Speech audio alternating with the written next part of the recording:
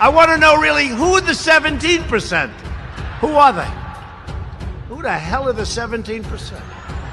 Anybody in here from the 17%? Don't raise your hand. It may be dangerous. 17, 17, 17, 17, 17, 17, 17, 17, 17, 17, 17, 17, 17, 17, 17, 17, 17, 17, 17, 17. So I think I might have been in Washington 17 times in my life.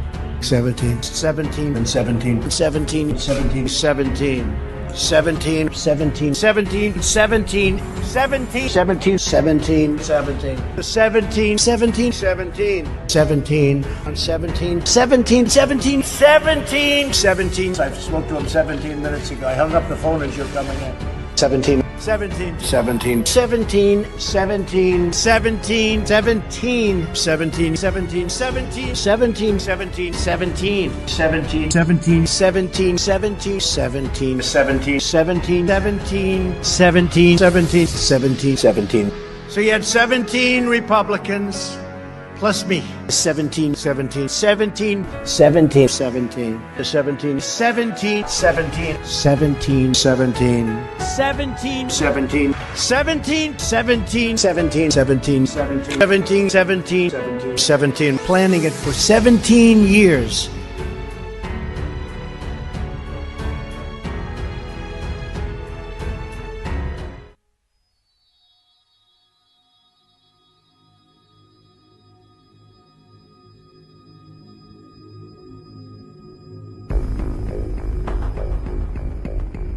The grid. A digital frontier. I tried to picture clusters of information as they move through the computer. What did they look like? Ships, motorcycles? Were the circuits like freeways? I kept dreaming of a world I thought I'd never see. And then, one day, I got in.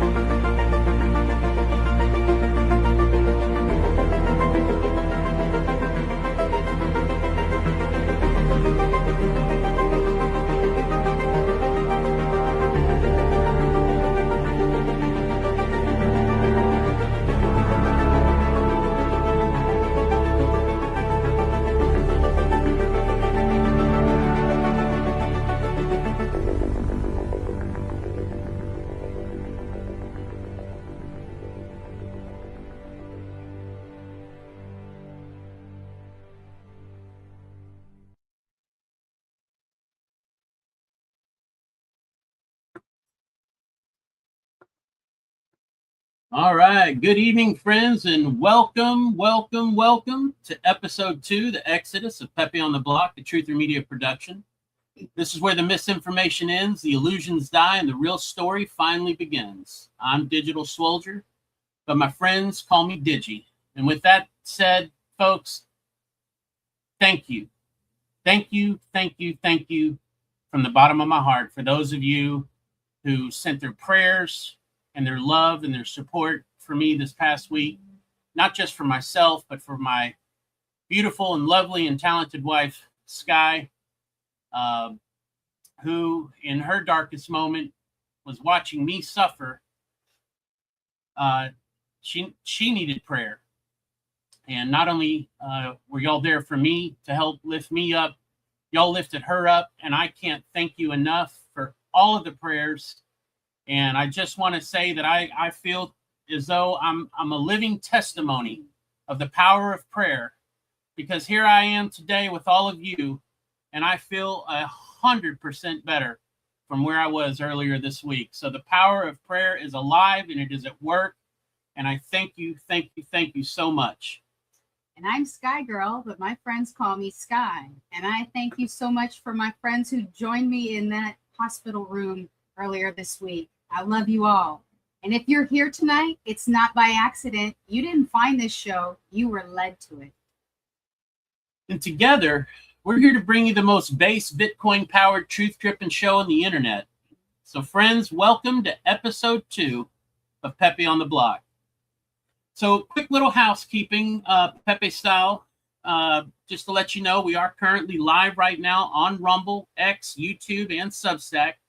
So wherever you're watching from, if you don't mind, please give us a smash up, a thumbs up, and smash that like button for us. That's really what helps to move us up the charts. So maybe drop a 17 in the chat. Let us know you're here. Yes, your engagement doesn't just help us. It literally pushes us into more feeds, and that's how we break the algorithm. So again, if you're watching on Rumble or YouTube, please hit that that thumbs up. It just helps to put more froggies into the fold, because let's face it, we're all friends here. Every little bit helps, so we appreciate you so much. And if you're watching over on X, please hit the like and the repost button. And if you feel generous, you see that little $ button on the profile page of each of our bio pages on X. That helps a lot. It helps to keep the PEPE lights on around here and the froggy juices flowing. So, just to let you know, everything we do, we are 100% viewer funded. So even a couple of bucks helps us to keep building this thing for all of you.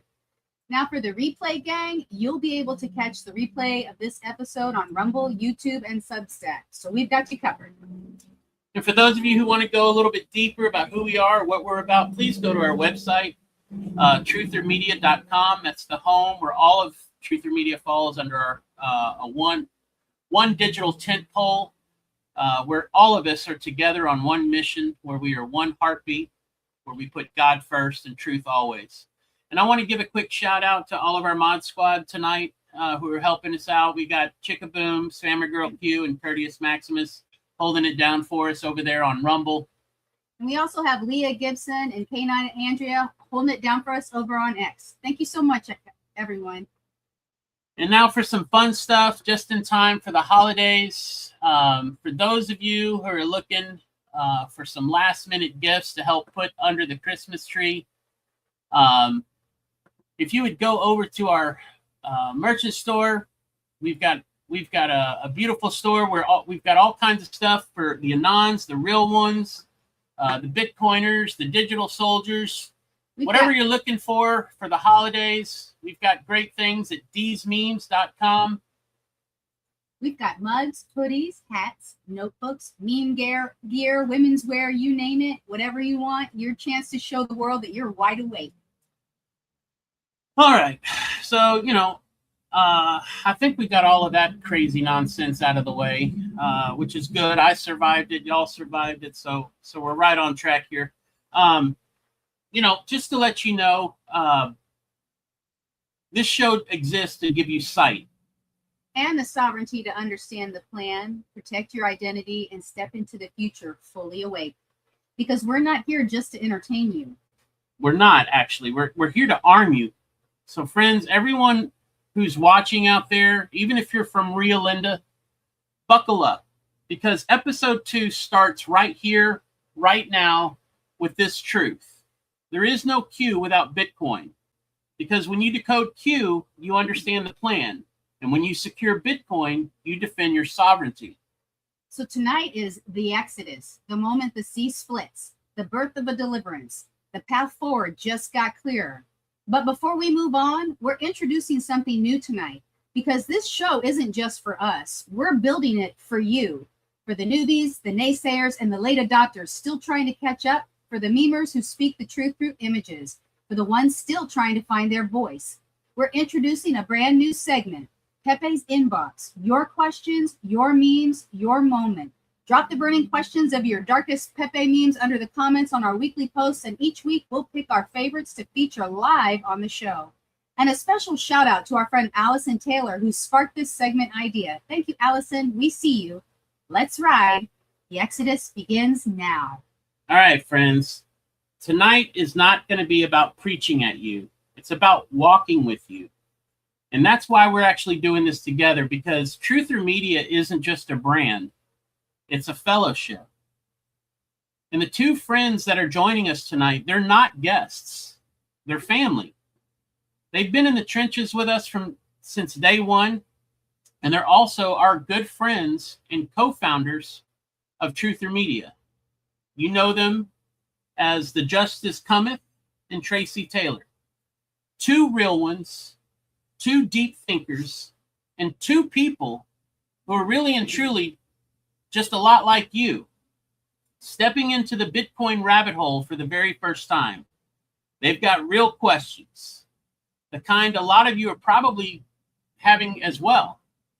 And tonight we're going to talk it out openly, honestly, with no egos, no gatekeeping. So everyone, please help us welcome our good friends, Josh, aka JusticeCometh and Tracie Taylor. We're gonna be legends, gonna get their attention. What we're doing here ain't just scary, it's about to be legendary. I love that. Love it. Hey, Just having fun. How are you guys tonight? we're good. Good. How are you all doing tonight? Thanks for having us. Yes, we're so glad you could be here. We're excited to have you guys. This is kind of payback, I guess, Josh, because you bugged me to do this show, and we wouldn't be here tonight if it wasn't for your constant badgering. Digi, you got to do this show. You got to do this show.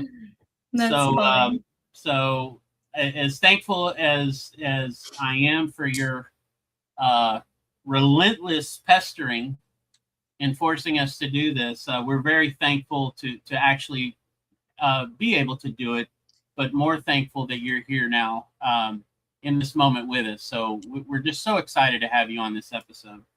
Thank you. Oh, we're glad to be here. I'm ready to dive into the world of Bitcoin and plug back into the matrix And ask our questions. and after the dig show we had the other night with Stav, oh my gosh, man, and Julie Donuts, and Yes, that for those of y'all who didn't get a chance to see it, there was an impromptu live episode on Friday night. It started out as a group dig into the Epstein files that were released. Involved myself, Sky, Josh, Tracie, Julie Donuts, and Stav. And we tore those Epstein files up for hours because, of course, everyone was out there saying there was no there, and there was plenty of there. And we had the best time. And lo and behold, we found all kinds of amazing discoveries about Q before Q was even Q. And for those that didn't get to catch that on Friday night, I strongly urge you to watch the replay. It was a 6-hour live. Can you believe that? yeah, I can believe it. It was a 6-hour live dig on Friday night, and we had the best time, and we learned a lot together. So I'm real excited with that. But I think, Josh, you're actually a little bit more excited with what you've got coming up. You want to talk about that? Yeah. So Tracing Justice, we won't have Tracing Justice next week because obviously that's Christmas Day. And we're actually going to Knoxville to see my daughter. So we won't return until January 2nd, which is a Friday on Tracing Justice. So because Thursday falls on January 1st, everybody's gonna be watching football and all that stuff. So we're moving it to Friday just for that week. And we're gonna have you, Sky Girl, myself, Tracy, Stav, and announcement coming later tonight. But Average Joe Patriot is going to be coming into the mix, and we're going to be doing a live dig on stuff pre-Q and how it all ties in to the upcoming whenever Q went live on 10/28/2017. Because there were Qs out there that none of us picked up on that were out there in the internet. And remember, Q said back channels are important. Well, we found some back channels. And we're going to be bringing all that to light. Well, I'm already looking forward to it because I know it's going to be a lot of fun. I just hope maybe it's not another 6 hours. Yeah, No, it's probably going to be a couple. It was so hard to pull away. It was hard to stop once we got going. 3 hour max. Yeah. I'm putting my foot down. Yeah. All right. Well, everyone, listen. Before we get rolling, I highly suggest you go grab a notebook and a pen because you're going to want to take notes on all this stuff tonight. And be sure to grab that hot cup of Covfefe because it's time for Covfefe talk. Here, Covfefe.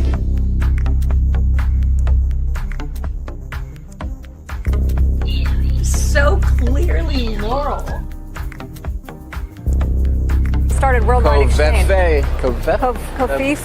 Kofif, I think. Sounds Brazilian. It sounds Portuguese. A few minutes after midnight, the president tweeted, despite the constant negative press, Covfefe.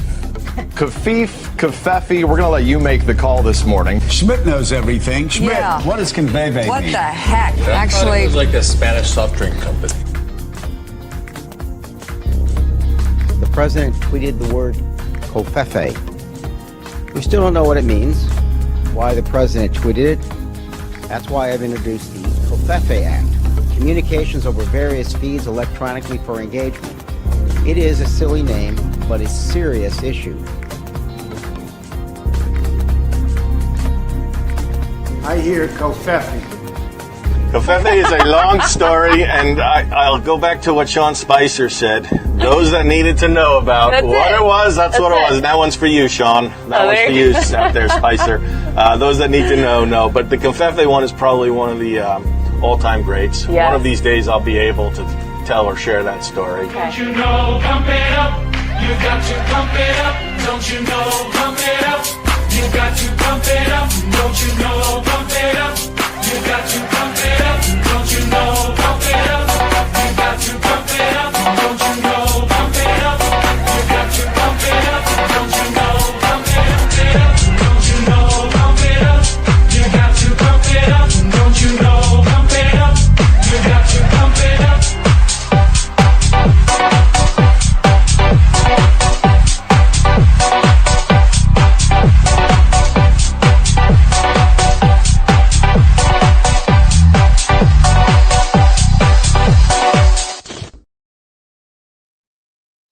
All right. So Covfefe talk. So Josh, Tracy, and everyone tuning in tonight, this, like we said, this is episode 2, Exodus. Just like Moses led his people out of Egypt, and we're waking up to the fact that we've actually been living in bondage too, right? Mm-hmm. It's just wrapped up in credit cards, inflation, and endless amounts of debt, right? Yeah, the chains are invisible now, but the slavery, we feel it, right? And the more you zoom out, the more you realize that we were born into like a totally rigged system, right? And we're just learning that that whole system is called fiat currency, right? So let me ask both of you, okay? When did, and I want to hear, I really do want y'all to both answer this. When did you first start feeling like something about the system was off? Meaning, was it inflation? Was it taxes? Is it that gut feeling where you're just running around in circles? When was that? I'll let you go first. I can't tell you exactly when, obviously, but I think it was in my early adulthood when it just seemed like no matter what you did, no matter how hard you worked, you just couldn't get ahead. The whole system seems like it was designed for failure, for you to fail, and it's like, they don't teach it in school. They don't teach you about taxes. It's crazy.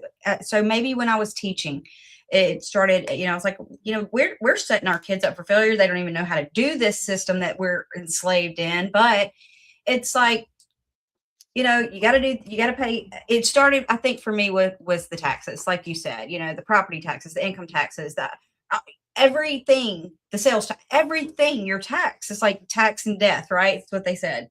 That's the only two guarantees. Yeah. Right. Death and taxes. And it's like, why? Why does it have to be that way? Why are the people so, held down? Like, why can't we keep our own money? If we worked for it, why do we have to give out so much of it? So for me, I guess it was a realization that no matter how hard I worked, you think about it, like, you work overtime. Overtime was taxed so much. It's like, why even do it? The more you work, the more you're taxed. It was just like a never ending cycle that you can't win at. So that was for me, I guess. For me, Digi, it's probably when the drop started coming down about the Titanic and the Fed, and we all started digging into all that mess. And then we got it, the JP Morgan, and I just started realizing, and then I started digging about, we've not always had a IRS, because, I was born in 1980. Okay. So by the time I got to tax paying age, I saw my mom and dad filing taxes every year. I was like, okay, well, that's just a normal thing. And they don't teach us in school that we've only recently started funding our government. When I say recent, within the last 100 years, our government by our money. Mm-hmm. It was always by tariffs, which is what Trump is doing now, is bringing tariffs back in the mix. And it was just like, wait a minute, what the heck is going on here? Why are we having to give out so much of our own money? When did this whole thing come about? And that's kind of when I woke up to the whole financial system. And then you start looking at local taxes. Then you start looking at this tax and tag tax and road tax and home taxes. And I'm like, by the time that we get done paying taxes, we really have probably about 35-40% of the money that we actually earn. Yeah. And I'm like, that is complete bull crap. Yep. And we get to that point where it's like, why is it this way? And who says, Right. And once we have that wake up moment, it's like, we just don't know where we're supposed to go next. Mm-hmm. Right. Yeah. Like, I want off this train. Yeah. and that's actually what brings us here, because most people still don't understand that the system is keeping us enslaved. Is the money is the money itself, right? It's not just broken. It was built to actually break us. Mm-hmm. So when you trace it all back, Josh, you talked about, when you kind of, woke up to it. I'm the same, man. When it started coming out in the drops, I started looking into the Fed and everything in a whole new manner, right? And then, of course, once I learned about Bitcoin, I really look at it differently. But we'll get to that. But you can trace it all the way back, through the course of history, and you always end up at the same place. And that's a slave debt system. And in the modern era, it's the Federal Reserve. So let's take a moment to walk back in history. Check this out. Before the nations were crowned with flags, they were crowned with debt. The rise of the money masters. In the 18th century, in Frankfurt's Judengasse, a banker named Mayer Amschel Rothschild sold a dynasty. He sent his 5 sons across Europe: London, Paris, Vienna, Naples, and Frankfurt, to hold the purse strings of kings and emperors. They learned the art of funding both sides of a war, turning blood into interest, and interest into empire. Give me control of a nation's money, and I care not who makes its laws. Mayer Amschel Rothschild! The first chains on America. 1764, the Currency Act stripped the colonies of their own money, forcing them into debt under British control. Without currency, the economy withered, and the seeds of revolution were sown.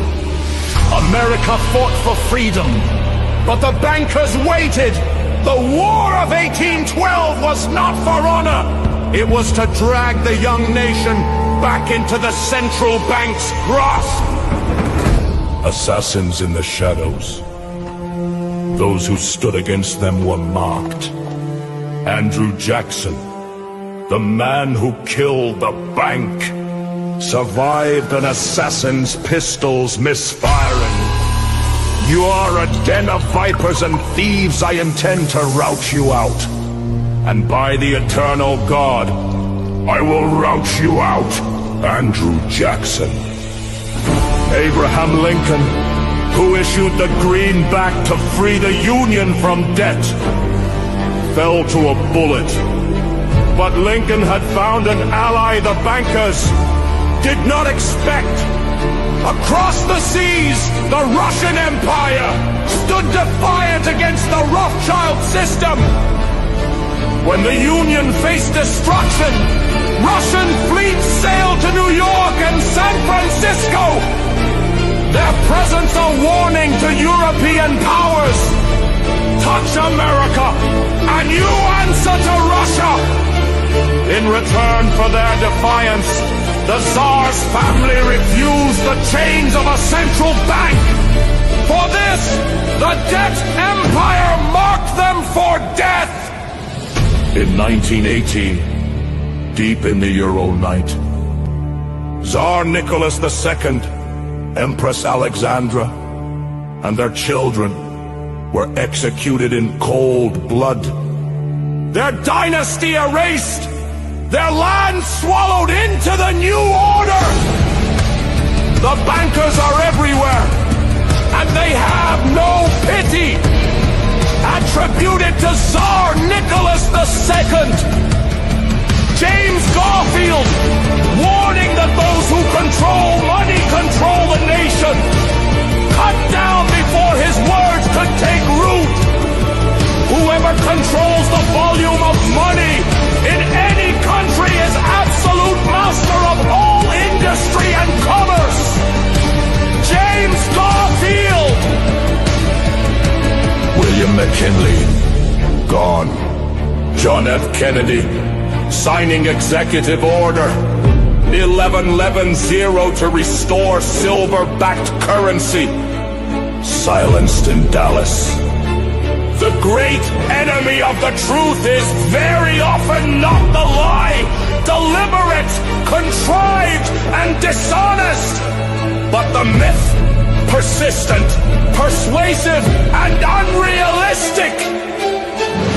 JFK, the creature from Jekyll Island.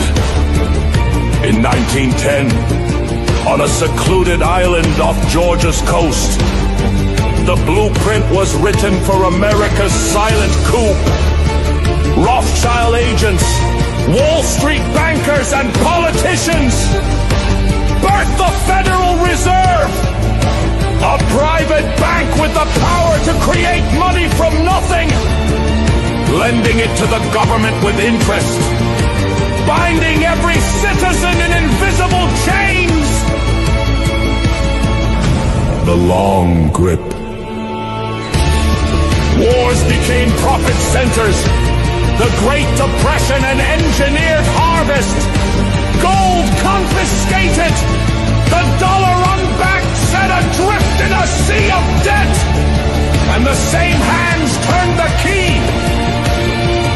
loosening the collar around the world. The collapse.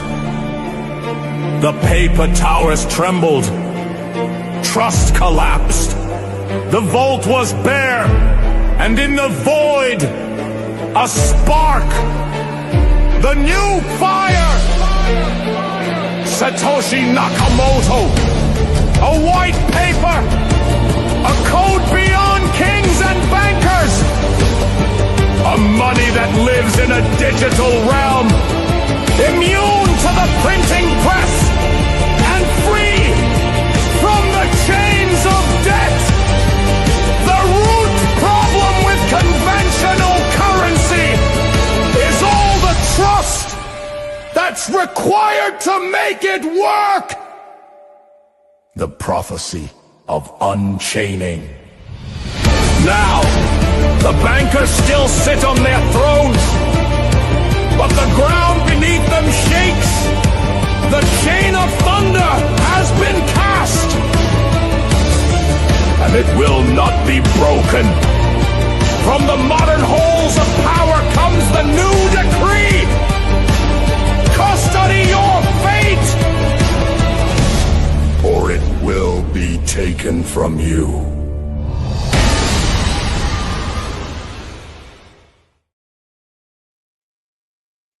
That's a pretty cool. That's a pretty cool video. That's man. pretty intense, dude. Yeah, I need that. I'm gonna send that to my kids. But you know what? It tells the whole story. It tells the entire story of where this whole thing got so screwed up long ago, generations ago, and we don't know any better because we're born into slavery without even realizing it. Yep. The system, before you were even put on this earth, already had you in a position to fail.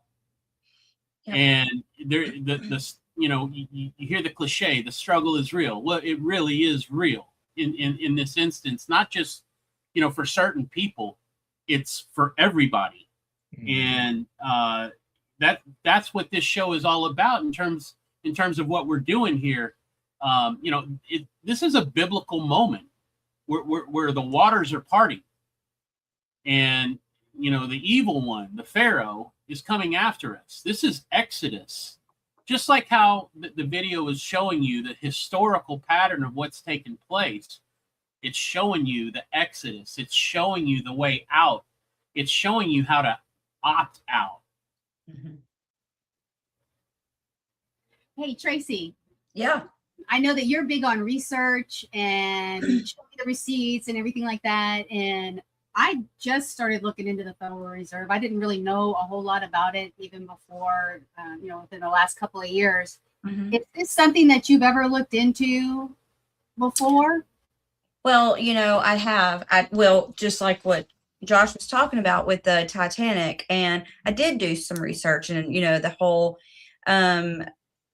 conspiracy behind it. How certain ones were all going, and then that one backed out. All of it, at the last minute, and he became, the I'll have to look back into it. Was it JP Morgan? Was it, who was it? I'll have to look back. Oh, who had backed out, had booked a ticket and then backed out at the last minute. Yes. Right. We're actually going to go over all of that. So hold that thought. Okay. We're going to unpack that. Awesome. Josh, let me ask you this from a biblical perspective. What does it say to you when the system that we live in is actually built on debt and deception from the top down before you're even born? Satan's chains. Yeah. That's all there is to it. It's Satan's control over this world. And, the video summarized it very, very well. You have to remember, ladies and gentlemen, if all we're ever concerned about is making a dollar and how far we can stretch that dollar and how we can get to the next paycheck and next paycheck and the next paycheck, it takes your eye off the prize. It takes the questioning away. It keeps you distracted. It keeps you completely distracted. It keeps you a little worker bee that never does anything else but set their alarm at night to get up and go to work, and then come home and enjoy just a little bit of time that you have, and then go right back to work the next day. And that's what happened. The Federal Reserve knew that. They knew that if they took control of the money first, okay, and then they start slowly devaluing the dollar, okay, follow me here, and then it gets to a certain point to where Josh can't provide for his family just by working. Now Tracy's got to go get a job.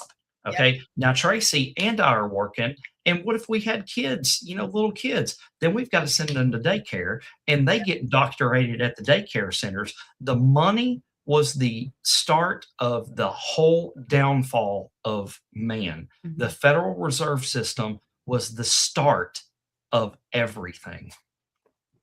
It really was. Real quick side note, I just want to give a quick shout out to a couple of people here in the Rumble chats. Real coming in strong with a $17 rant. Thank you so much, brother. And also, Real did 5 gifted memberships. So thank you so much for that, Real. KC got a monthly subscription. Thank you, KC. I see you. Thank you so much. And Seth coming in with a dollar holla of a $17 rant as well. So thank you so much. Thank you, guys. Thank you so much. That really means a lot. So Josh, just piggybacking on what you were just saying, I actually have another clip that I want to show y'all. Because we already know about where it all started, but just digging a little bit deeper into more about the Fed and explaining it all. We're not just talking about economics here. We're trying to talk about freedom and what it looks like. So let's take a look. And by the way, real quick on that last video, because I saw some people in the chat, I did not make that video. I make a lot of the videos for Truther Media, but I did not make that one. That actually was put out by Bitcoin Bull 2134. So shout out to him. It did have his watermark on the video, but I didn't want anyone to think that I did that one. But it is watermarked with his sign on there, and that was his video. But take a look at this one. I don't know who put this one out. It was actually on TikTok. I can't really see the name. It's blurred for some reason, but take a look. Is allowed inside the Fed. Not you, not me, no American citizen, no duly elected member of our Congress, not the Supreme Court. Not the Supreme Court? Not the Supreme Court. Not the Justice Department, not the CIA, DIA, FBI, ATF, ATE, NBC, not even G-O-D. How come the government isn't allowed inside its own building? Government? The Fed is a private bank owned by private stockholders. Do not let the name Federal fool you. This place is about as Federal as Federal Express. A private bank? Private? Shh. Best to keep your voice down, pal. This is Ethan, Federal Reserve. Hey, Eth, Bill here, First National. Hi there, Bill. How are you? Good, good. We're running a little low on money. No problem. How much you need? Oh, how does 20 million sound? What? Excellent. We'll ship it over first thing tomorrow. Wait, he can just call up the Fed and ask for more money and they give him whatever they want? No, pal. The Fed don't give the banks money. The Fed loans the banks money. The banks have to pay it back with interest. Now, come on, time to go. Wait. I still don't understand. Where does the Fed get their money? I mean, if they're a private bank. You said they're a private bank, right? Okay, so who puts money into the Fed bank? This is Mel, United States Mint. Hi, ML. First National needs another 20 millies. We're already running the presses full steam here, Ethan. Gotta keep making loans. Gotta keep the money flowing. All right, yeah, the Fed. Whatever you guys say. 20 million more by morning. But I don't get it. What's so wrong about the Fed printing money? Because it's unconstitutional, pal. Our Treasury is supposed to create our money, but now the Fed controls the printing of America's money. Nobody gets a friggin' dollar that the Fed didn't print. So, they print the money, then they loan it to the government, then they charge the government interest, then the government taxes you to pay for it. Wake up, pal! Quickly, take my horse. Show him. Wait, show me what? Where are we going? Stallion of Liberty! Brought on the hoary wind! Oh, where are we? Battle of Waterloo! Hold on, we gotta get through! A money machine! There it is! Hey, is that the same people? Rich banker men from Germany flying under the banner of the Red Shield. They finance both sides of the war. We must hurry! That's him, the Red Shield courier! Shoot him! No, I'm not shooting anyone. Damn it, Pop. What? He beat everyone back with the news of the war and told England that Napoleon won. The Red Shield bankers in London pretended that England was doomed and started selling their English stocks. The English went into a selling frenzy to get rid of worthless English money. But the English won, right? Of course they won. But it was a trick by Red Shield. They waited until the stocks plummeted to pennies and then bought England back for nearly nothing. What? Did it that? How? When the English leaders found out, they had no choice but to give themselves over to the Red Shield. Their money was gone and they were slaves to the Red Shield war debt. Since that time, the English have been paying their national taxes directly to the Red Shield private bankers. The people have no idea. But the bankers bragged about what they did to us, laughing at us all the way to the bank. Why, it's the best business I've ever done. If I can control a nation's wealth, I care not who makes its laws. Oh, is this what Jefferson wanted to show me? No. Look. They're in America, too? The Red Shield banks are here, Pop. Seeking a way to conquer our American dream. The dream you had, Pop. The dream of free men. They tried to take over our country many times and failed because Jefferson and the Patriots vowed to stop the evil tyrants at all costs. By authority of eternal God, he would not let the bankers win again. To preserve our independence, we must not let our rulers load us with perpetual debt. We must make our choice between economy and liberty or profusion and servitude. Wow. I place economy among the first and most important of Republican virtues, and public debt is the greatest of the dangers to be feared. It is incumbent on every generation to pay its own debts as it goes. In 1910, a secret meeting was held at the J.P. Morgan estate on Jekyll Island off the coast of Georgia.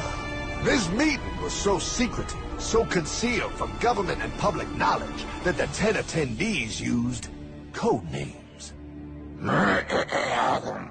I am clearly the richest man, so I should be the one to run the super-secret central bank. I own all the oil in America. I'm clearly richer than you will ever be, hula girl. I should run the super-secret central bank.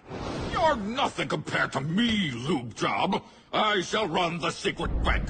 Silence! Supreme Master Leader, I didn't know you were gonna be here. I'm not. Neither are you, dumbass. Oh, yeah, right. He's so smart. None of you shall run the bank. We have failed in the past because of openness. This time, the key to success is secrecy. The people must believe that they run the bank. Yes, brilliant! A sneak attack. What's the plan? We first create panic, then we show them the solution.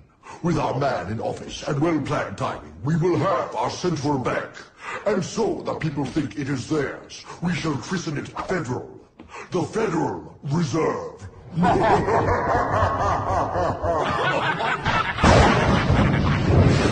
They struck on December 23rd, 1913. When most of our Congress were at home eating fruitcake, these bastards, I mean bankers, presented their treasonous act to their newly elected accomplice, Woodrow Wilson, who had fortuitously already agreed to sign it before he was even elected. Wait, the IRS? I thought we always had the IRS. No, pal. They did this to us too. The Fed now has the exclusive power to print America's money. They loan this money to our banks and our government at interest, putting immediate debt on our own money, printing more and more, so each dollar they print becomes worth less than the one before.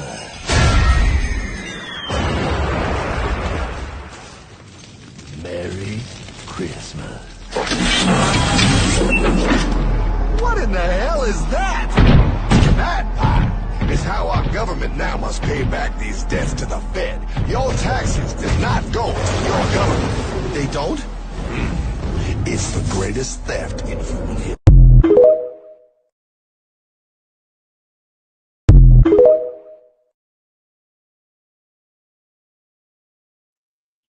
Okay, so I don't know whose TikTok it was, but you know whoever it was that put it together, couldn't tell in the beginning.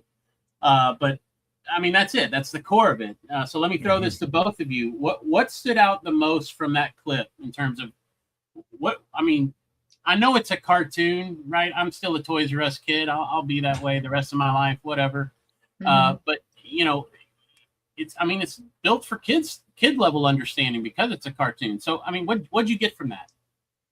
I mean, for me, I mean, it's everything I've known. I've researched it, but you know, I want to show that again. I need to send that to my kids because they don't fully understand this. They, you know, just like you said, they're born into the system and they just don't. They can't figure it out. They struggle and they can't figure out why. No matter how much they work, they never get ahead. Nothing ever gets better. But I mean, you know, I liked how they laid it all out there in a funny way, but you know, in reality, it's not that funny because No, it's not. You know, but how the Fed, I mean, I liked it. I really do. The way it depicts how the Fed, you know, it's not anything to do Fed, and it gives the history. And they go in, and that's why we're being taxed so much because, you know, the government's having to pay back the freaking Federal Reserve for it's excuse my language, it's a shit show. Yeah. It really is. It's the biggest scam ever perpetrated on mankind ever. You know, the biggest thing, the biggest takeaway that everybody needs to realize is that the Federal Reserve is not federal. Right. It's not a part of the United States government. We cannot audit the Federal Reserve. We can't ask questions about the Federal Reserve. Right. And when the Federal Reserve needs more money, and I believe that Monday they're fixing to do another injection of like $7 billion into the stock market, I believe on Monday. That's just going to keep devaluing our dollar more and more and more and more, which makes it take so much more to buy things, hence inflation. Am I correct? Yeah. I mean, absolutely. I mean, you're debasing the currency the more you print it. Yeah. I think Sky had a question for you. Hey, Josh, let me ask you this. So, do you believe or do you think that the central banking, I'm going to call them cartel, is the invisible enemy that Q has been pointing to this whole time? Yes and no. Yes. And let me tell you why. Is they are the invisible enemy. They're one of them, and I don't know how biblical you want to get on this show or not, but go for it, my man. Go for it. We're getting biblical. We're in the second book of the Bible. This is episode 2, Exodus. Go for it. The Rothschilds are part of this huge Khazarian mafia that resides over in the nation state of Israel. And I believe that the nation state of Israel in the Q drops was the chair. Everybody serves the chair. Okay. Right. All this money and all this banking and it stems straight from the Khazarian mafia. That's the way that they used to control nations. It started small. They started funding all these wars for each side to basically get all these nations in debt. And then they provided the answer to them. Hey, well, just become part of the central banking system, and we'll take care of you. And you know, when a nation's facing either bankruptcy or hey, we got a handout for you, of course they're going to take a handout because they don't have any choice. So that's when everybody starts going under the hidden enemy's control at that point. I was reading today on the Federal Reserve Act because I wanted to learn more, as we were looking at this topic. And when banks joined, or they didn't have a choice, they had to pay 6% of their total overhead to the Federal Reserve without question. 6% of all revenue. Yeah, it's something that I think we can spend a lifetime trying to unpack to get it down for everyone's simple way of understanding, but we don't have that kind of time, unfortunately. So I had to enlist a friend to help me kind of break this down in a Rio Linda manner. Y'all might have heard of him. He goes by the name of Jarvis. My little AI buddy Jarvis, I had him put together some slides so that we could actually look at this together. So let's go through this. The Federal Reserve, again, all the slides are put together by Jarvis. Everything you're seeing is Jarvis created. The Federal Reserve, America's original rug pull, how America was hijacked in 1913 and how we take it back. The future proves past, the money matrix exposed. So, the Federal Reserve rug pull, the coup you were never taught about in school. You want real political change? We need to repeal the Federal Reserve Act of 1913. That's the heart of the matter. That's where we need to have some serious action in Congress. Who really owns the money printer? It was created in 1913. It's not part of the U.S. government. It lends money to the Treasury at interest. Every dollar printed is more debt. They just print it out of thin air and charge you interest, and they've been doing that since 1913. Again, these are just some quick slides, just some takeaways to make sure that everybody understands what's going on. The godfathers of the Fed, this is the cartel. Tracy, you touched on it a little bit earlier. J.P. Morgan, Baron Rothschild, Jacob Schiff, Paul Warburg, and John D. Rockefeller. They didn't run for office. They just bought the system. Again, these are all Jarvis created. I'm going to keep plugging Jarvis. The Titanic theory. The Titanic wasn't just a tragedy. It was a setup. J.P. Morgan funded the Titanic, canceled last minute. The guys that were on board, Jacob Astor, Guggenheim, and Strauss, they all opposed the Fed. They did not want to have anything to do with it, and they actually all died. The Fed passed the law less than a year later, so it wasn't the iceberg that sank the opposition. It was the Fed that actually did it, right? Mm-hmm. Legislative coup, the Federal Reserve Act of 1913. It was actually signed by President Woodrow Wilson during a Christmas recess when, Congress was at home for the holidays. That way there was no resistance, there was no debate, no discussion, nothing.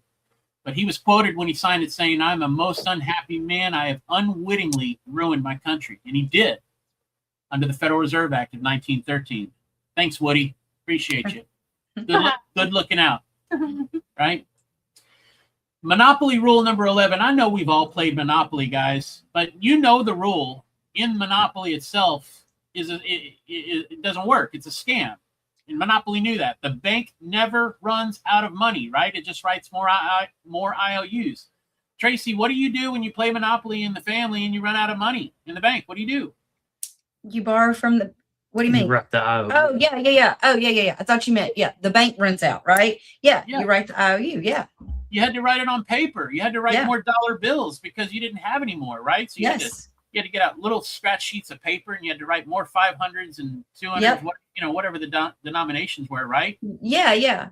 But you had to. I mean, that was rule number 11 in Monopoly. The bank never goes broke, right? Yep. Same thing with the Federal Reserve. It's the same rule. They don't ever run out of money, right? So your time and your labor is the collateral in all of this. And that's what we're trying to help everybody understand.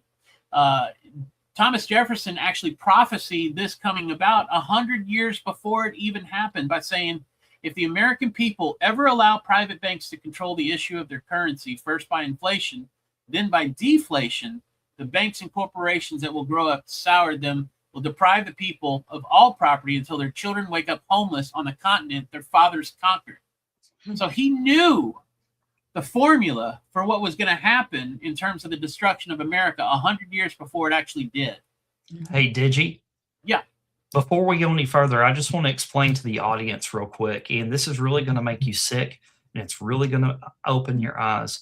You work 40 plus hours a week for them to give you a piece of paper that is worthless. Mm-hmm. Right. You're and I'm saying this right now because it's going to become relevant later on in the discussion. Yep. For what you get, you can't go to the bank and say, okay, for this dollar, I want some silver, I want some gold. They're going to sit there and laugh at you.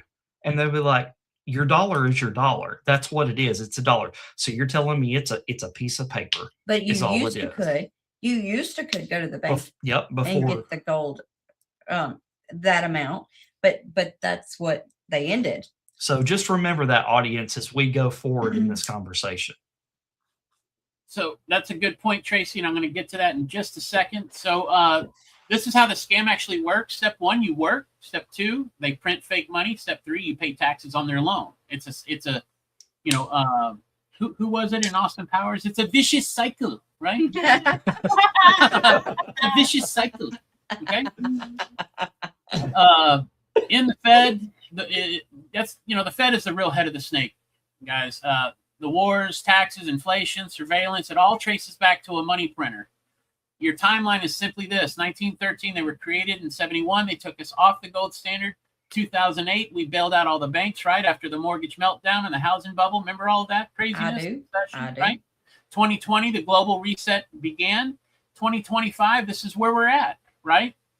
And that's what we're talking about. But you can actually opt out and you can actually unplug from the matrix, even if we don't repeal the Federal Reserve Act. How do you do that? Well, you opt out by buying Bitcoin. Because the deal is, if you fix the money, you fix the world. And I put a little quote down here. And I put my name on it. Y'all can quote me on it. The storm didn't start in 2016. It started in 1913. We are going to be the generation that ends it. Okay?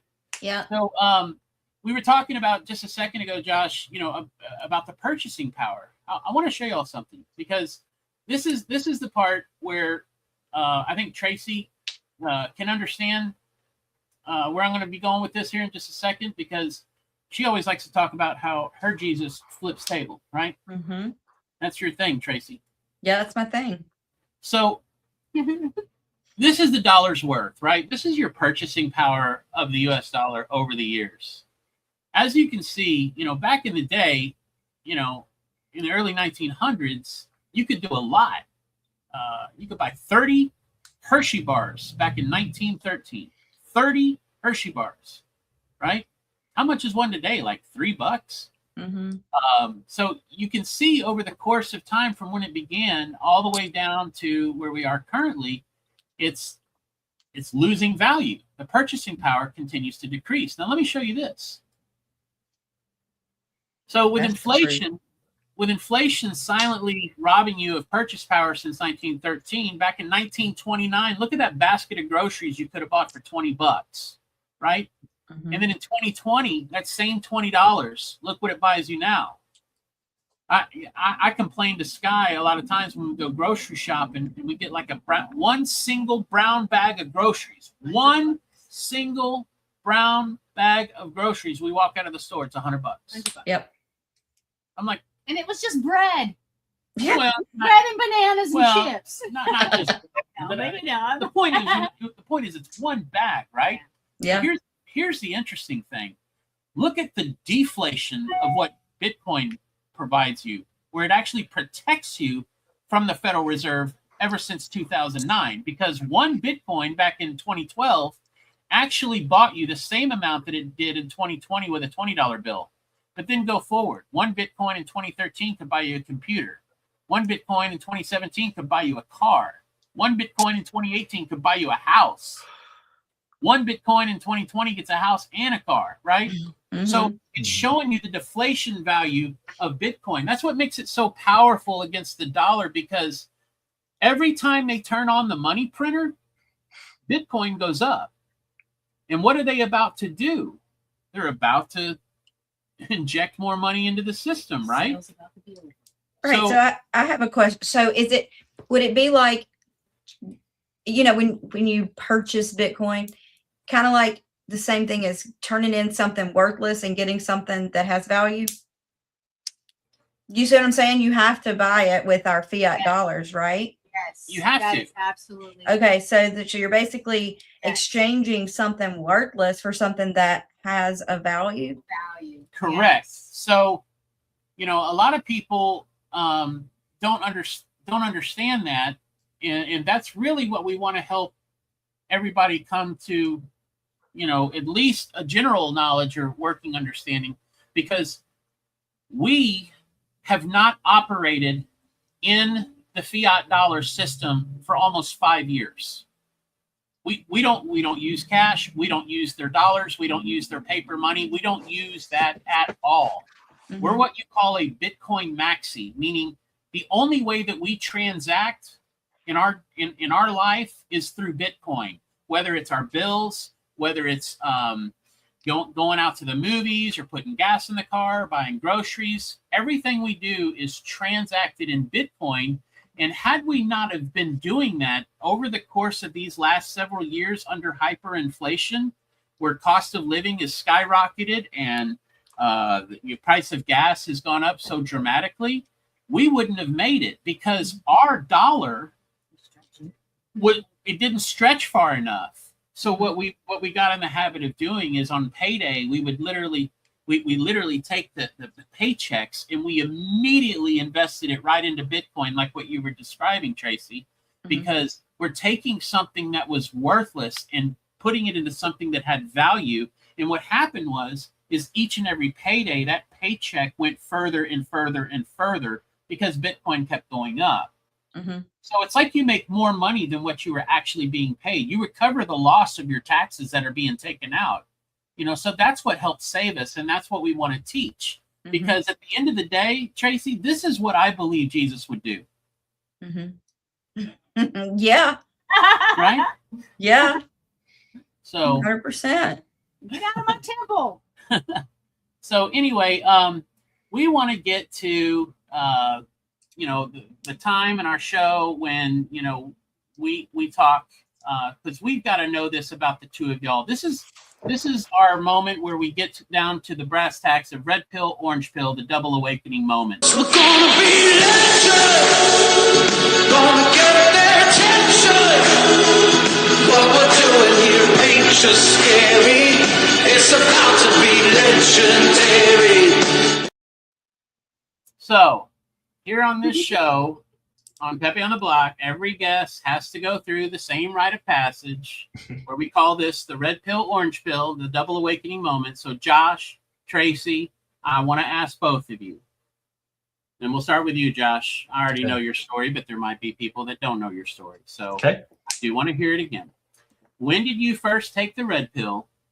And what was it when you finally decided to take the orange pill? Well, those two are really far apart, actually. And, for the audience out there, the orange pill is, I believe Digi's referring to it as the Bitcoin pill. Yes. The orange pill is the Bitcoin pill. Okay. So it's very, let me have about 5 minutes. Okay. Oh, the floor is yours. I'm sorry. The floor is yours, sir. But so back in 2016, I started paying a lot of attention to politics, actually 2015 with Trump. I watched all of his rallies, before he got elected. I was sitting there on Facebook. I even remember Facebook tried to scramble some of his feeds and everything like that. They were big at work trying to suppress Trump even back then. So he gets elected and I get on Twitter. And I start, learning about everything. And then all of a sudden I started seeing these people talk about Q. And it was back in, I started seeing it probably the beginning of November. And I saw this one account and they followed me. And so I messaged that account and I'm like, where's this information you're finding it? And he wouldn't tell me. And then finally he just said, go to this website. That's where it's at. I'm not telling you anything else. You're going to have to figure it out on your own. So I did. I went to the Chans, and that was like mid-November when I finally get in there, and then I had to find out how to navigate through all that mess and everything. And then this entity called Q started posting all this intel, and I started doing research on it and looking into this stuff and digging into it. And that was my first red pill. But if you really want to go back, I remember my mom, back then, you went and your mom and dad went around and did errands and stuff, paying bills here, paying bills there, writing checks here, and going to so when I was riding with my mom, I was listening to Rush Limbaugh, and I was just kind of tuning it out or whatever, but I did listen to it, and it stuck with me. If for your audience, if you don't know, that's where For Those in Rio Linda comes from. It's from Rush Limbaugh. So, Digi, I'm right there with you. I listened to years and years of Rush Limbaugh. So I got into the drops, and so I was on, I didn't really post on the Chans. I was over on Twitter under my old handle, JGT58, which I still don't have back to this day. So then we all got booted off of X, well, Twitter back then. Right. And so we all tried to find a home here and there and here and there. And then True Social came along. Yep. I had to wait, because I didn't have an iPhone back then. I had an Android phone. So, Android people were late coming. I know. The Android people. I got him to get an iPhone, actually. Yeah. We were late coming to the ball game, the Truth ball game. Yeah. So, and it was there, I met Tracie, and, and that's the rest of the story. Everybody knows the rest of the story from there. Yes. Now, fast forward to the orange pill. Yeah. So I would, for those that know me, and I have been a big proponent of gold and silver. I still believe in gold and silver. Okay. I'm not saying that it's not going to be a big part of our new financial system. It is. But, even if you go back to my first podcast, I was talking about how that we're going to have a new U.S. note backed by gold and silver. Mm-hmm. I got to admit, I was uneducated about Bitcoin. So then I meet Digi and Sky. And, you guys kind of touched on Bitcoin here and there. And I'm like, whatever. I don't care nothing about crypto. I think it's all a scam, blah, blah, blah, blah, blah. So rewind to about month and a half, 2 months ago, we started up Truther Media, and you and I and Sky and Tracie had a phone conversation, and you just educated me on it. And we spent probably 3 hours on the phone, and the light bulbs went off in my head. And I'm like, oh my gosh, Digi's right. And he's absolutely right on this. So that was my orange pill moment. So that's awesome. Well, we share the same orange pill moment, but I still have a lot of questions. And, it's just like for me personally, I think it's just like with the Great Awakening. It's done, everybody comes to it at a different time and in their own time and at their own pace. Yeah. And so I'm excited to learn more. But, what I do know about it, I can certainly see how it gets us off of this system. But I will say, I don't think it's where some people think it's just going to be a currency that we use every day that replaces, a gold backed note. I'm not there. I don't think that it's the one all be all. I think it's a way, and I think it's the smart way. Especially as far as our, nation and nation to nation transacting and whatnot to get us to stop all these wars and all that. But I guess I don't know what color you would call it, but that's maybe I'm light orange, mango, red pill. You're dawn. You're just waking up.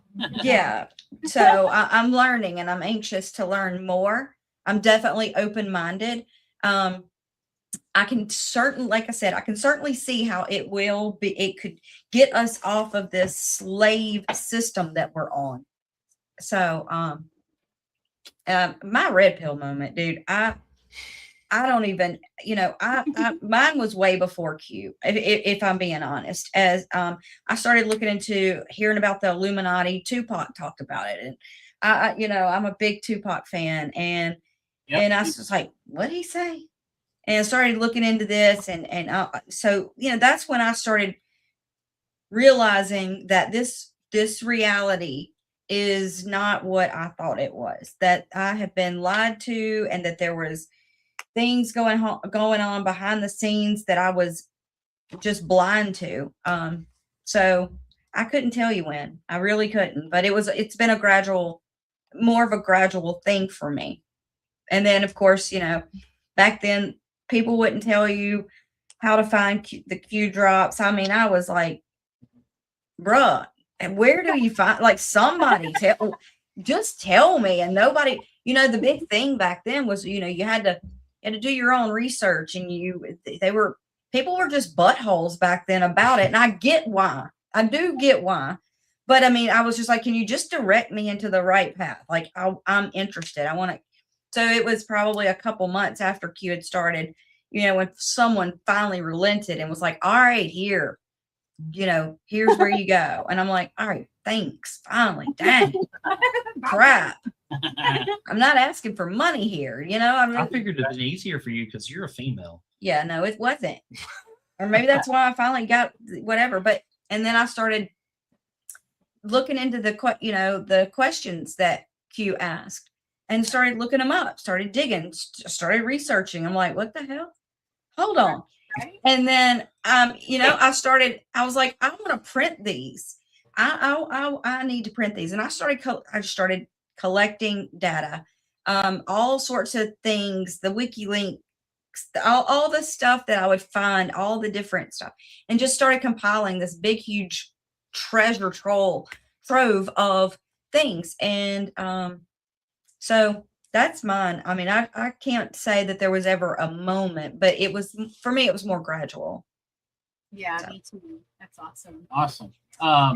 Real quick, off subject, want to give a quick shout out to Kay Coyle in the Rumble chat with the Rumble rant. $17 saying, I can't wait to see where this show is going. I'm pretty stubborn, and episode 1 completely changed my understanding. Thank you.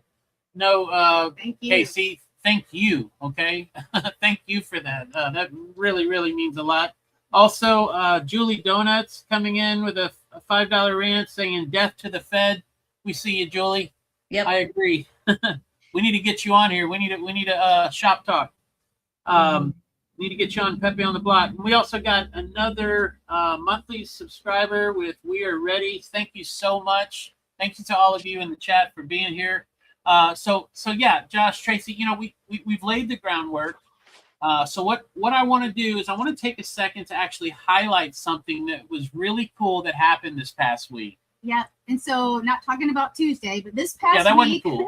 Leading up to our show, we asked y'all to start thinking about some questions that you'd like, to go over. And so you wrote them down and you sent them to us, and these questions were just amazing. And so we wanted to take the opportunity not only to share those answers with you all, but also with our audience. Mm-hmm. Awesome. So, so what we're gonna do is we're gonna walk through this together on the questions that you have. And if you give me a second, I'm trying to do the screen share, but it's giving me trouble. Folks, I apologize. Little technical difficulties. We're learning. It happens. It happens. It happens. Trust me, it happens on Tracing Justice all the time. Yep. All right. So okay. So what we're gonna do? This is basically gonna be like part teaching, part conversation, and just like basically real talk between the four of us. But before we do that, I would really like us to watch this short clip about Bitcoin. We played this last week, but in case any of y'all missed it, we wanted to be able to show you this again, as this is a post that was put out by Trump explaining what he called the greatest Bitcoin explanation of all time. Let's take a look. Chairman Crapo, Ranking Member Brown, members of the committee. Thank you for the opportunity to speak with you today. My name is Peter Van Valkenburg, and I'm the Director of Research at Coin Center, an independent nonprofit focused on the public policy issues affecting cryptocurrency and public blockchain networks. What is Bitcoin? Bitcoin is the world's first cryptocurrency, and it works because of the world's first public blockchain network. What does Bitcoin do? It's simple. It lets you send and receive value to and from anyone in the world using nothing more than a computer and an internet connection. Now, why is it revolutionary? Because unlike every other tool for sending money over the internet, it works without the need to trust a middleman. The lack of any corporation in between means that Bitcoin is the world's first public digital payments infrastructure.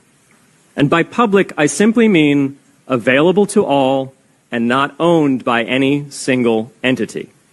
Now, we have public infrastructure for information, for websites, for email. It's called the internet. But the only public payments infrastructure that we have is cash, as in paper money. And it only works in face-to-face transactions. Before Bitcoin, if you wanted to pay someone remotely over the phone or the internet, then you could not use public infrastructure. You would rely on a private bank to open their books and add a ledger entry that debits you and credits the person you're paying. And if you both don't use the same bank, well, then there'll be multiple banks and multiple ledger entries in between. With Bitcoin, the ledger is the public blockchain, and anyone can add an entry to that ledger, transferring their Bitcoins to someone else. And anyone, regardless of their nationality, race, religion, gender, sex, or creditworthiness, can for absolutely no cost create a Bitcoin address in order to receive payments digitally. Bitcoin is the world's first globally accessible public money. Is it perfect? No. Neither was email when it was invented in 1972. Bitcoin's not the best money on every margin. It's not yet accepted everywhere. It's not used often to quote prices, and it's not always a stable store of value. But it is working, and the mere fact that it works without trusted intermediaries is amazing. It's a computer science breakthrough, and it will be as significant for freedom, prosperity, and human flourishing as the birth of the internet. And Bitcoin is just the beginning. If we can replace private payments infrastructure, then we can replace other private choke points to human interaction as well. Now, why should we want to build more public infrastructure? Why should we embrace blockchains over corporate intermediaries? Why should we tolerate their inefficiencies and work to make them better? Why should we want the pioneers of this technology here in the United States and not fleeing overseas? A simple reason. Because the corporate intermediaries providing today's critical but privately owned infrastructure are becoming fewer, larger, and more powerful, and their failures are increasingly grave. So roughly half of all Americans, 143 million people, had their Social Security numbers exposed to hackers because of a breach at Equifax. The SWIFT network has relayed hundreds of millions of dollars in fraudulent transactions because of hacked member banks in Bangladesh, Vietnam, Ecuador, and Russia. The FBI suspects now that the largest of these hacks was perpetrated by North Korea. Corrupt, low-level employees at an Indian bank, Punjab National, were able to fraudulently certify SWIFT messages, stealing $1.8 billion. It's the largest electronic bank robbery in history. In fact, it's the largest bank robbery in history. In October 2016, an estimated 1.2 million internet-connected devices were hacked and turned into a botnet that for several hours made prominent websites unavailable across Europe and North America, including CNN and Fox News, the New York Times, and the Wall Street Journal. Increasingly, physical machines are being connected to the internet to augment their capabilities. They're wired through servers that are owned and maintained by private and trusted intermediaries, the so-called Internet of Things. Pacemakers from St. Jude's Hospital have been hacked. Baby monitors from TrendNet have been hacked. And Jeeps from Jeep have been hacked to the point where they can be remotely commandeered and driven off the road. Now, those vulnerabilities are inescapable in systems that have single points of failure. It doesn't matter if the point of failure is a corporation or if it's a government. There shouldn't be a single point of failure. Similar choke points existed before the internet. If you wanted to deliver a message, you'd have to go through one of 3 television broadcasters or a handful of newspapers. Private corporations are essential, but no critical infrastructure should rely on 1 or 2. The internet removed single points of failure in communications infrastructure and ushered in a wave of competition among new media corporations building on top of its public rails.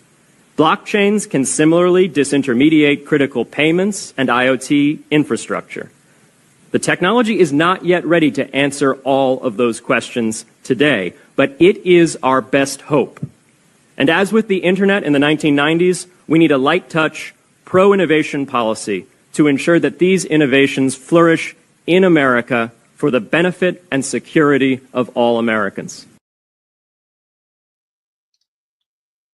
So, I know that, a lot of that probably goes in one ear and out the other for a lot of people. But I would highly encourage, for those that need to hear it, again, do so. Trump posted that just a couple of months ago. He's sending out the message. He's trying to make sure that everybody understands it. He's highlighting it as the greatest explanation of all time. So, listen to it, several times if you have to. Now, whether you're brand new to Bitcoin or just, finally starting to take it seriously, like what Sky was saying, Josh and Tracy, y'all were so wonderful by submitting your questions this past week that, these Qs, they deserve real A's, real answers, right? Mm-hmm. Mm-hmm. So what we want to do is we want to bring up these questions. We actually decided to put it in like a slide presentation because we thought your questions were so good that people would probably have, some of the same questions that y'all do. Mm-hmm. So I want to bring these up and I'm going to just have y'all read them. Yes, sir. Yeah. So real quick, before we go any further, everybody always, and I don't think that it's in the questions, but everybody wants to know, what the hell is a blockchain? So I want you to think about something after you have just watched what you've watched, okay? This in layman's terms, okay? You've got a ledger, okay, that's owned by a bank. And that bank is the only people that have access to that ledger to see what transactions have went on in that ledger, okay? Yeah. So the blockchain is everybody gets a ledger and everybody can read every transaction that ever happened on the blockchain. And that's why we say Bitcoin is truth. It cannot lie. You can't fake the funk. You can't cook the books on the blockchain because everybody has access to it. I have the same ledger that she has, that DIGI and SKY has. We know every current transaction that's ever happened on the blockchain. And you have access to it where you don't have access to. If you think about a lot of these cartels, they're probably cooking the books, right? And so you just made that great point. You can't cook the books on the blockchain. So before we get into it, I just want to nip it in the bud right now. Josh, you're asking, and if everyone's asking, what is the blockchain? Okay, well then for those in Rio Linda, imagine a notebook that everyone in the world can see, but no one can erase or fake it. That's the blockchain. It's not a website. It's not an app. It's not run by a company. It's a digital public record or a ledger that actually lives on thousands, if not millions of computers all over the world. It's on my computer, right? Mm-hmm. Every single page of that notebook, of that ledger, is filled with truth that cannot be altered or censored or changed or even mutable. Yep. It's a living, breathing truth machine. We're all about spreading truth in the movement. We're talking about a form of currency that is built on truth, not built on trust. See, the Fed is built on trust. Just trust us, bro. We got your best interests in mind. That's the Fed. It's built on trust, not Bitcoin. It's built on truth. No one can alter it or change it. So every time someone sends Bitcoin, for example, that transaction, it gets written in like digital ink for everyone to be able to verify forever until the end of time. There is no changing of that for an eternity. There's no take backs. There's no cheating. There's no middleman. There's no censorship. No one can lie. No one can steal it. No one can censor it. No one can fake it. That is your blockchain. It is a truth ledger. Okay? So I'm hoping that kind of makes it a little bit more clear and understanding, because it's a digital notebook that everyone can read and see, that no one can change or alter. What did you want to say? I wanted to say, remember on Friday when Stav was talking about he's working with a team to get the thing that he's making put on the blockchain. Yeah. That's going to be our chronological history. That cannot be altered, cannot be changed, cannot, it protects it.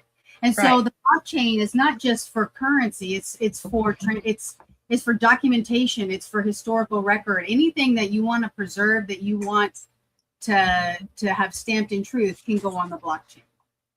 So in order for the blockchain, and people say, well, if the power goes out, I used to be one of these people. Okay. I used to be one of these people that, if the power goes out. Okay. Think of it like this. Okay. Let's say the whole continent of Asia goes down. Okay. But everywhere else around the world is up and running. Okay. On the blockchain. So when Asia comes back online, everybody's nodes that are still open transmits the data from the blockchain back to Asia, and then Asia comes back online just like that. It's like, okay, this transaction happened here, this transaction happened here, and that occurs once every 10 minutes in the blockchain. Yep. Yes. Okay. So again, what you're asking, what a lot of people are asking, and we get this a lot because people they love to bring this kind of stuff up. What happens to Bitcoin, or what happens to the blockchain if the power goes out? That's a good, fair question. Okay. And if the power goes out, yes, if it goes out, you can't access it. Just like you can't use your phone, your bank app, the internet, whatever, right? But guess what? Bitcoin doesn't live in your house.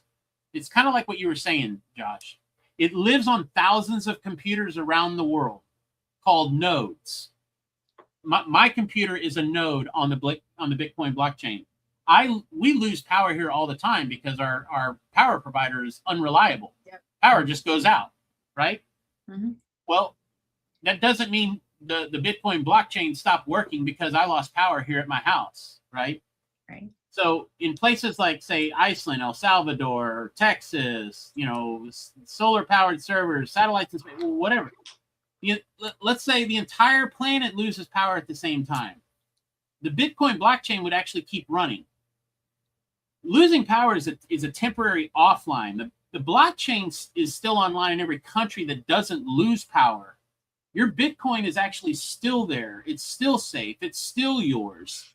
And when the light actually comes back on, it's right where you left it. It's right where you left off.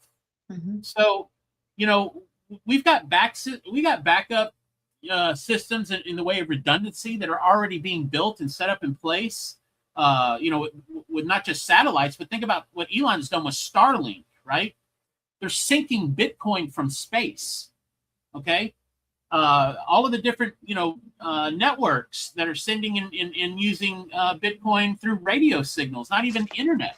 I've got devices that I can transact with Bitcoin that don't even work on the internet, that actually operate on a 9-volt battery. So I'm already ready for when the power goes out, because I've got a device that can send and receive Bitcoin off of a 9-volt battery. So I'm not worried about that. So, there's a lot of those, I think, concerns that a lot of people has, but so much of that has already actually been addressed. The dollar dies when the power goes out at the bank. Bitcoin survives as long as one node on Earth is still online. Just one. That is the whole power of decentralization. That's what we're trying to do. We're trying to decentralize from a central bank that is centralized. That's the exodus of the system. The system was built for collapse, not for convenience. What? It makes me think of the one Q drop that says, "Should the lights go out?" Right? Yeah. Yeah. Should the lights go out? Should the lights go out? We're still in control. That's a good one. That's a good one. So let's get to your questions, Tracie. Okay. Because Sorry. No, these are great. I love it. I'm glad you asked, because everybody is always asking, what is a blockchain? So I'm glad we did that. So this is these were y'all's questions. We wanted to put them together on a slide. So let's address your questions, guys. Who wants to read it? Okay. So for someone who has only heard the word Bitcoin but doesn't really know what it is, how would you explain it in plain English? So I would say Bitcoin is digital truth because it speaks the language of math, and math doesn't lie. It's money that follows rules instead of people. So no lying, no cheating, no printing more when someone powerful wants it. It's not an app. It's not a stock. It's not owned by a bank or a government. And like we just said a few moments ago, Bitcoin is a global ledger that anyone can check. No one can fake it, and no one person controls it. That's so important right there. It's like if Math and Freedom had a baby and the baby told every central banker on earth to take a hike. So it's money that works for you, not the Fed, not the politicians, not the central bank. It's the money that tells the truth, even when powerful people don't. And that happens a lot. I would just say, Tracie, for those in Rio Linda, Bitcoin is money the government can't mess with. It's like cash, but online, to where no one can print more of it or shut it down or even take it from you. Nobody owns it. Nobody controls it. It just runs on math. It doesn't run on politics. It runs on truth. It's just real money that you actually own, not the monopoly money that they keep watering down with inflation every time they turn the printer on. Does that make sense? Right. And the fact that there's only, the fact that there's a finite amount of it is actually a positive thing, because it does not get devalued. It actually does the opposite. Yeah, exactly. Yes, Josh. So I kind of want to touch on that, as I don't think we're going to be touching on the amount of Bitcoin in these questions. Right. So when Bitcoin first started, there's only ever going to be 21 million Bitcoin. Okay. We learned that off Digi Show last week. Okay. So here's what that means for people in Rio Linda. Okay. It is the ultimate inflation buster. Yes.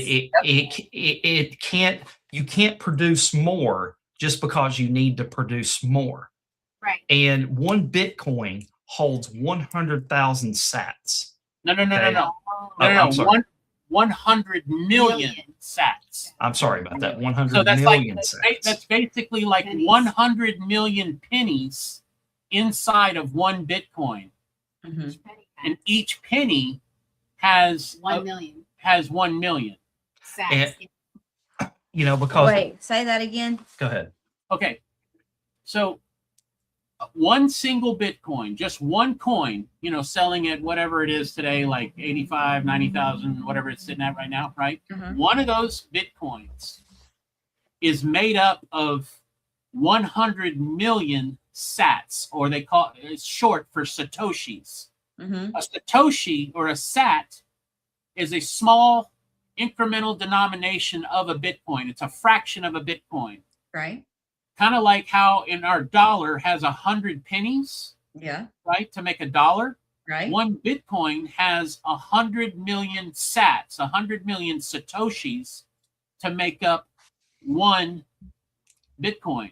So what that means is each penny actually has 1 million sats per penny. So do 1 million times 100 million, and that'll tell you the ultimate sats in just one Bitcoin. And then multiply that by 21 million, and there's plenty to go around, especially as it increases in value. And it's backed by energy, not air. Yeah. Correct. So you got to think about it like this, guys. If there can never be any other ever put out into the blockchain, okay, it can't get devalued. It can only go up in value as more Bitcoin is mined. Okay. Correct. That's why you don't see, you know, when they say, oh, Bitcoin's tanking, it's really not, because once Bitcoin becomes separate from the fiat dollar, Bitcoin will most definitely be measured in sats instead of fiat dollars. Okay. Yes. We won't talk. Actually, you're correct, because in the future, we're actually not going to even be talking about things priced in Bitcoin. We'll be talking about how things are priced in sats. Think about it.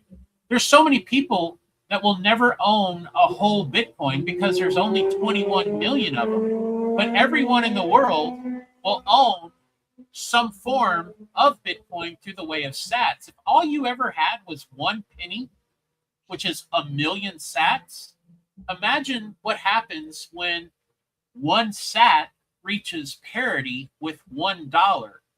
That means that 1 penny of Bitcoin, that 1 million sats, is now $1 million. Do you see how that works? Mm-hmm. So the future is so bright for everyone in terms of where this is heading, because the dollar continues to lose power while Bitcoin continues to rise in value. And that's why it's so important what you're highlighting there, Josh, is because everything in this world is rigged. Everything is rigged. The US dollar, they just print it like toilet paper. Your savings gets weaker every single year, whether it's your retirement account, whether it's your 401k, your stocks, your mutual fund, whatever it is. Inflation is eating it alive. But Bitcoin, it's like digital gold, only it's better because it can't be printed, counterfeited, or even inflated away, right? Mm-hmm. So that's why, even though people go, but there's only 21 million. Yeah, you're right. But that 21 millionth coin isn't even going to be mined until the year 2140. We'll all be long gone by then. Yeah. So we don't even have to worry about the fact, oh, there's only 21 million. You're not even going to be here when it's 21 million, right? So it doesn't even need to work, be a concern. So I'm hoping that people understand why it's actually so valuable in the way of scarcity, because the dollar can be printed with paper and ink at will. All they need is a phone call and they'll do it. Mm-hmm. Gold, we continue to find more gold reserves. Uganda found another 12.5 trillion tons of gold just discovered in Uganda just a couple of years ago. Like all of a sudden, like, oh my gosh, we got more gold, right? Mm-hmm. That's never going to happen with Bitcoin. Bitcoin is locked at 21 million, and that's what makes it so valuable, is it is scarce. What did you want to say? Well, I was going to say the way that Bitcoin is structured, it's an inverse relationship from what fiat is. So fiat is like the hose is just spraying, right? They're just printing off more and more and more. Whereas with Bitcoin, there's things called, it's a schedule of like halving. So it is set so that it is slowly released over time so that it doesn't devalue. It's opposite from fiat, where fiat is continually devaluing itself. Bitcoin is structured in a way that even though it's a finite number, it is released into the public realm slowly so that it doesn't dilute the money system. So, and talking about other coins out there, and guys, listen, I'm just using XRP as an example. I'm not hating on anything, okay? Right. But if the CEO of Ripple decides we're going to release some more XRP into the system. They can do that, just like fiat dollars. They can release more XRP into the system. Bitcoin is the only coin out there that you cannot do that with.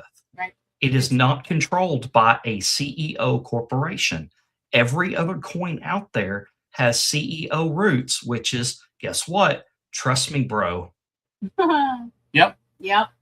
That's correct. You got it. I mean, we talked about this last week with G Money. I don't know about everybody else, but if the whole era of COVID taught me anything, that is, we don't comply. We resist, right? So the whole notion of, those that push cryptos and saying, yeah, but, it's ISO 222 compliant. Listen to what you're saying. Are you really wanting to be compliant with the bank that we're trying to escape from? We've already established that the bank, the whole central bank system is a cartel that doesn't have your best interests in mind. And you're worried about whether or not a coin is compliant with the bank? Just listen to what you're saying. Right. We're trying to get out of that system. Exactly. That's the point of Exodus, and that's what we're here teaching. Let's go to y'all's next question that y'all had. Tracie, you want to go ahead? Yeah. Why did Bitcoin need to exist? What problem was it created to solve? Do you want to take it? Yep. Okay. So honestly, Bitcoin exists because the trust in money was broken, and transparency through math is what makes Bitcoin so foundationally key. So if we've got a financial system that is rigged, then we need to be into a system that is not rigged. And so traditional money isn't really money in the sense that we think. It's more debt. Like we're strapping on debt, right? Mm-hmm. Every time more dollars are printed, we can buy less. Our savings don't go as far. So like your time and labor and future are being stolen from you, and you don't even know it. So Bitcoin was created to fix that. And like we had shared earlier, because it is deflationary, through the last several years, it is actually what has helped us to be able to make ends meet while everything else was skyrocketing. Bitcoin was that answer for us. No doubt. Tracie, I would just say, kind of piggybacking off what she said to answer your question a little bit more simply for those in Rio Linda, it's because the dollar is a scam. Every time the government prints more money, you get poorer. I mean, that's a fact. You can't change that, folks. Everything gets more expensive, but your paycheck doesn't. Your paycheck is not keeping up with things, right? So Bitcoin was made so that you could actually finally say, I'm done being stolen from. I'm done getting robbed, right? It's money that they can't print, freeze, inflate, or even control. It's freedom money. It's we the people money. That's the whole point. It's clear in our Constitution about the creation of money. It's unconstitutional that a private corporation is printing and controlling our money. We are supposed to control and print our own money. That is the Constitution, right? Well, Bitcoin is that first point, and really not just in this country, but in all of human history, where the system isn't creating anything. We, the people, are. And that's what this is about. That's the truth behind it all. Josh, did you have something? You look like you were about to say something. Yeah, the question, the answer to this question right here, I can probably sum it up in one way. Instead of going to Bank of America and doing your business of banking, Bitcoin turns you into the bank of Digi. It turns it into the bank. It turns it into the bank of Justice. It turns it into the bank of Tracie. You can become your own bank with your own control over your own money that nobody else can touch or tell you what to do with. They can't tax it. That is why that we need Bitcoin, is to turn yourself into your own bank at that point. So like someone can't get a judgment against it in court, or the IRS can't levy it. Is that correct? Well, I mean, I would just say if push ever came to shove, you know what I would say? I'd say, what Bitcoin, right? Prove it. Because that's the whole thing. When you take self-custody, when you actually take self-custody of your own Bitcoin and you actually hold it in a cold storage in a hardware wallet offline, at that point, the you know, the burden of proof is on the person that would have to prove that you actually have it at that point. So, you know, I mean, I guess we can play that game, but there's no way that they could win that game because they can't prove what I don't know that I don't have that I'm not going to admit to. So they can tax the U.S. dollar because guess what? Where the U.S. dollar comes from? The Federal Reserve. What's Correct. the Federal Reserve tied into? The IRS. That's why they can offset your tax returns. They can just go and take your money. Oh just yeah, like I've that. had them take my. I've had the IRS take money out of my checking account. Me too. Yep. No, nobody has access to your money except for you Unless on you get Bitcoin. permission. That's right. Remember earlier I had said the Federal Reserve, when they set up the Federal Reserve Act, that all banks involved had to pay a 6% overhead to the bank, right? So when you're a Bank of Josh, you get to keep your 6% plus whatever other hidden fees are in there. Like, we don't even know what that money is going to and what it's being used for, you know, and I'm not wanting to give that permissions. So like for the government to confiscate it, you'd have to be found guilty of some pretty nefarious things, right? Because I believe with that executive order, we seize a lot of bad guys' stuff, right? Of course. 13818. Of course. Yeah. And that's how we have that our such a large Bitcoin reserve. Is that right? Of course. They, you know, obviously the government has a way of acquiring what it is that they need. I think at the end of the day, what I'm saying is, unlike a bank where you get like a bank statement or whatever, you know, where it shows all of your transactions and your banking history and this, that, and the other, there's no such thing with Bitcoin. So there's no real raw record data that's actually being held that says, you know, hey, Diddy's got this much Bitcoin or whatever, right? So my point is simply this: if push ever came to shove, and they're like, you know, you got to give your Bitcoin, I'd be like, what Bitcoin? I mean, I'm not saying to do what I do. I'm just saying that's what I would do because, you know, again, these are after tax dollars in the first place that is being purchased with. You know, it was sourced from paychecks prior to which have already been taxed, right? So at that point, you know, prove it. So I mean, that's my position because I'm very anti-compliant. If you haven't noticed, that's okay. I just wanted to find out that part of it. They're looking at classifying eventually as under the Second Amendment right. It'll be classified as same as like a gun, owning a gun. You have the right to own it. Yeah, you would. I mean, that's a different story. Yeah, different story for another day. Another topic. Okay. Let's get to the next one. Here's your next one, Josh Tracy. I don't know what happened to this. My snow's not falling. I'm so sad. It's supposed to be animated. It's supposed to be snow. I'm learning. It's not. Okay, so how is Bitcoin different from money we use today, like the dollar, especially when it was, I think that's supposed to say, comes to trust and control. So how is it different from money that we use today when it comes to like trust and control? So what would you say the dollar is built on? What is our trust in the dollar built on?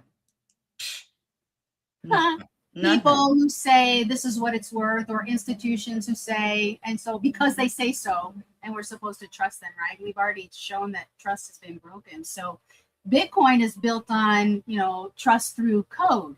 And, you know, the dollar requires faith in governments that won't abuse power. And how's that working out for us? You know, what have we been learning? But Bitcoin requires really no faith at all. It's math. Dollars are printed, frozen, censored. Our money is weaponized against us. But Bitcoin can't be printed. It can't be censored. When you go to purchase Bitcoin, it's not like it's going to say, you can't own me, right? It can't be changed without consensus, and it doesn't ask you to trust in a single authority. So there's no one choke point or one, it's decentralized, and it lets you verify the truth for yourself. So you can look and see, is what I own really worth what it says I own? And you can verify that for yourself rather than having to trust somebody who has been proven untrustworthy telling you what your money's worth. Right. So like, well, you know, I mean, something I've always thought about is like, when you look at your, fiat dollars, you've got a $1 bill and a $5 bill, and you're looking at it. It's like, what makes one better, worth more than the other, or a $100 bill and a $20 bill? It's like, Right. it doesn't make sense. They're the same dang thing. It's like, how come you can print 100 on this one and print 20 on this one, and they are valued? Like, it doesn't make sense. Think about the numbers that are listed on it, right? Each note has a number, right? That's cataloged. So, like, they're saying, okay, this one's worth 5. This one's worth, but it's the same damn paper, right? It is. I know it is. It's just different.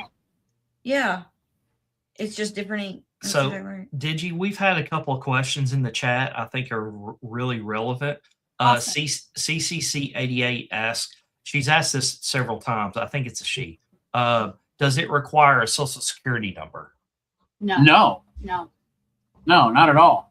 So you don't have to sign up for a wallet and give them a social security number? No, you get a wallet. There's 3 wallets that I actually recommend. I've learned the hard way, guys. Y'all are so lucky to be able to learn through our mistakes, because I can save you a lot of headaches from having to make the same mistakes we did. Because we've tried all the various different hardware wallets out there, but there's only 3 that I actually recommend. And the first and foremost that I recommend is actually Trezor. Trezor is a very, very good cold storage wallet. It's the one that I actually use the most. It has a Bitcoin only wallet, or it has an entire crypto style wallet to where you can actually use all sorts of different cryptos if you like all your cryptos, but I just have the Bitcoin only wallet. Mm-hmm. We also do enjoy using the Blockstream Jade wallet, which is really good. It's air gapped. It has a built-in camera, so it can read QR codes. So it doesn't need to be plugged into the internet. That's what air gapped means. That's key. You want to be able to transact without having to be on the internet, because you don't want anybody to be in a situation where you can be hacked or whatnot. It's end-to-end encryption. And also, the last one that we have is the Cold Card. We like, and they have one that's called the Q. Actually, ironically enough, it's called the Q. It's really cool. It looks like a BlackBerry. I don't have it to show you today, but I will definitely get y'all the information, and I'll definitely show that to y'all next week. I don't have it pulled up right now, but it's the 3 that I recommend are Trezor, Blockstream Jade, and the Cold Card Q. Those are the 3 that I recommend the most. So, see that stuff there. That's what I'm talking about. I don't understand. Is it just some kind of device, like an electronic device that stores your information? Think of it like this right here. Okay, digitally. Yeah. You can take it off of the internet. You can open it up. You can put your Bitcoin into it, and you can put it in your wallet. It's a drive that has your Bitcoin information on it. It's a physical digital wallet that is separate from offline activity. And so what would be the purpose of having an actual wallet like that? Because I was thinking hypothetical wallet. I wasn't thinking you were talking about an actual physical thing that you put in your hand. So yes, it's a device that you carry around with you. I'm gonna do a share screen real quick so I can show you exactly. Give me 1 second, because this is good stuff. I'm glad y'all are bringing this up. So hold on 1 second. Okay. How much are these daggone wallets? The Cold Card Q is really cool. I think this is about maybe $200, but let's take a look at this.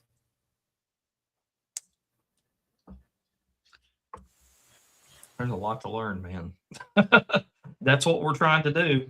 Trying to teach people. Hold on. We're getting it out. Okay. Hold on. I'm so sorry. Oh, you're fine. Don't worry about a cold wallet can't be hacked offline. Technical difficulties. It's protecting your Bitcoin offline, because this is a new field. There are bad actors out there. Mm-hmm. There are people just trying to do things just like with regular banking systems. So it's a new industry where people are still developing the products and services.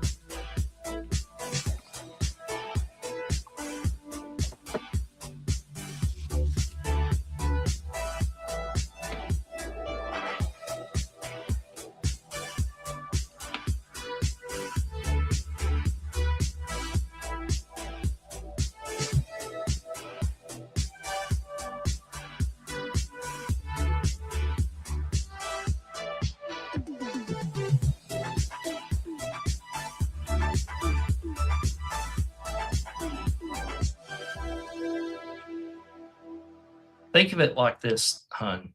Think of it like you're taking your Bitcoin off of the blockchain. Mm-hmm. You're putting it into a physical digital device. Off the blockchain? I'm sure it stays on the blockchain. No, it's offline.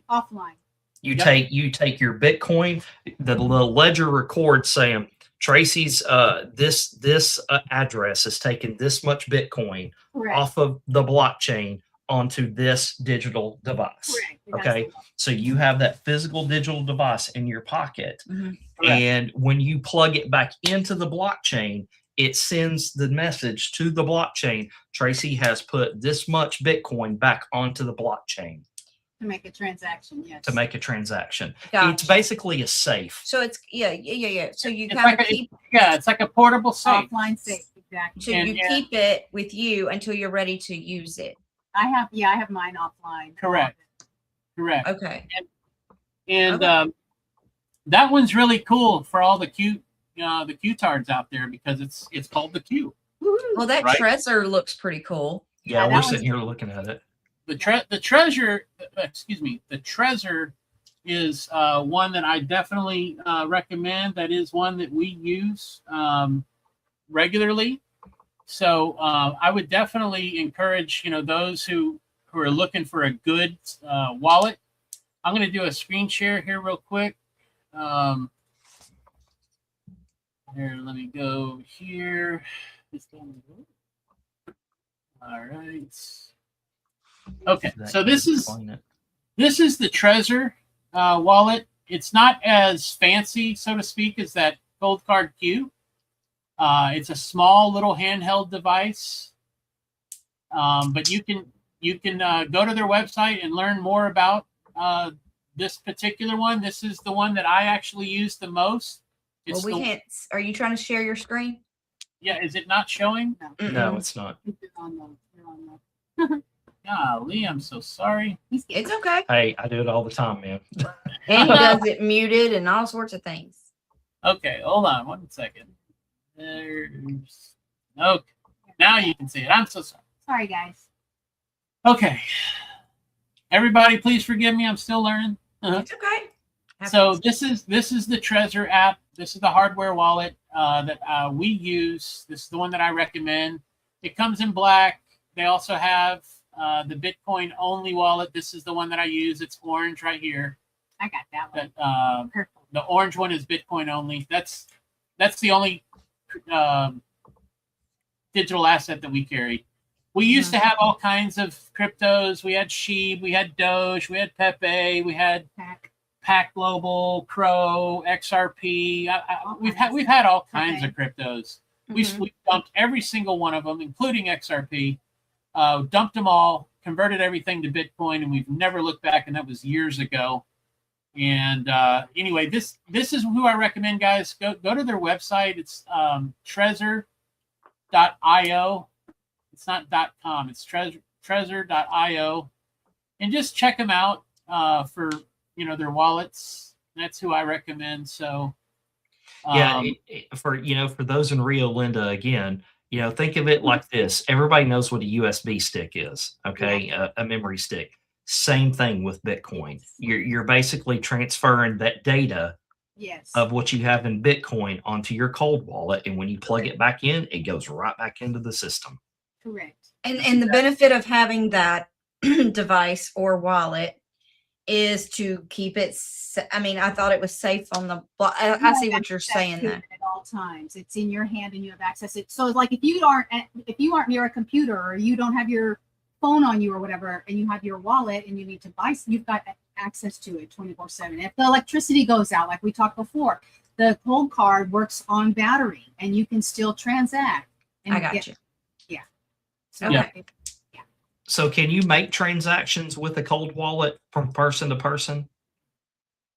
Yeah, I mean, like it was showing you, like on that cold card Q video, it showed you it's got the QR code scanner where it's got the built-in camera, so it can read, QR codes. What's happening with Bitcoin right now, currently, like all around the U.S. and then certainly all around the world.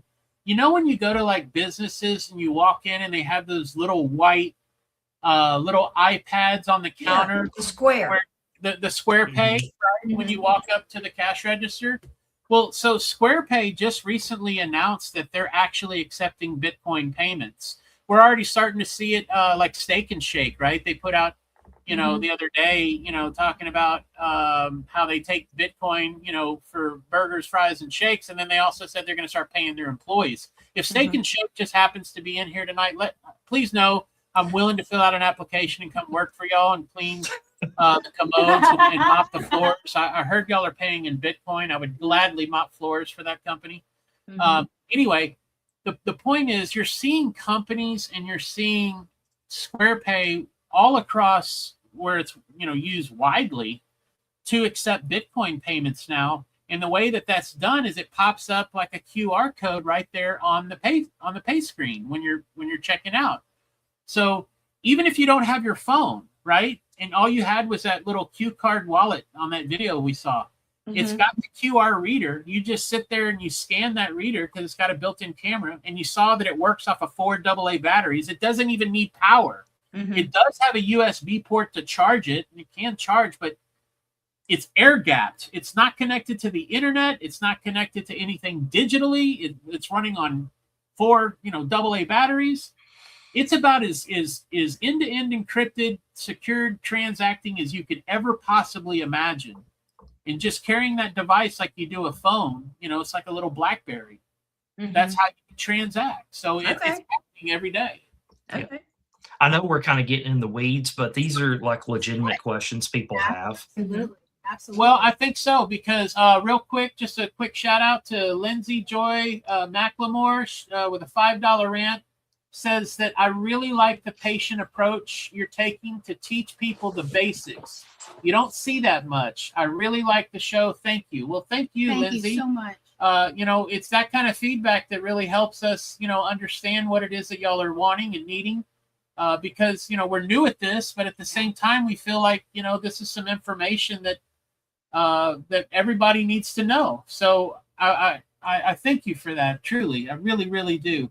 That's why I pestered the hell out of you to do this shit. I thank you, Josh. Well, thank you, brother. Let's keep going on their questions. They had so many good questions. Okay. Here, Josh. People often say Bitcoin is just digital money. What makes it fundamentally different from things like PayPal, Venmo, or digital banking?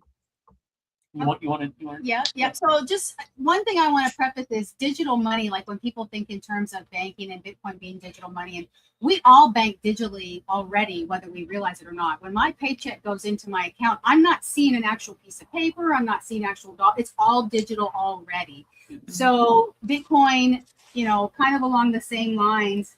But PayPal, like if you think of PayPal and Venmo, and even your own banking system, they are permission systems. So like you have to, you might not get your money right away. It might be a day, it might be 12 hours. You might have to pay an extra fee to get your money out, what you already put in. And so there's all third parties that can basically hijack your ability to access your money. They can freeze your account, can reverse transactions, track your activity.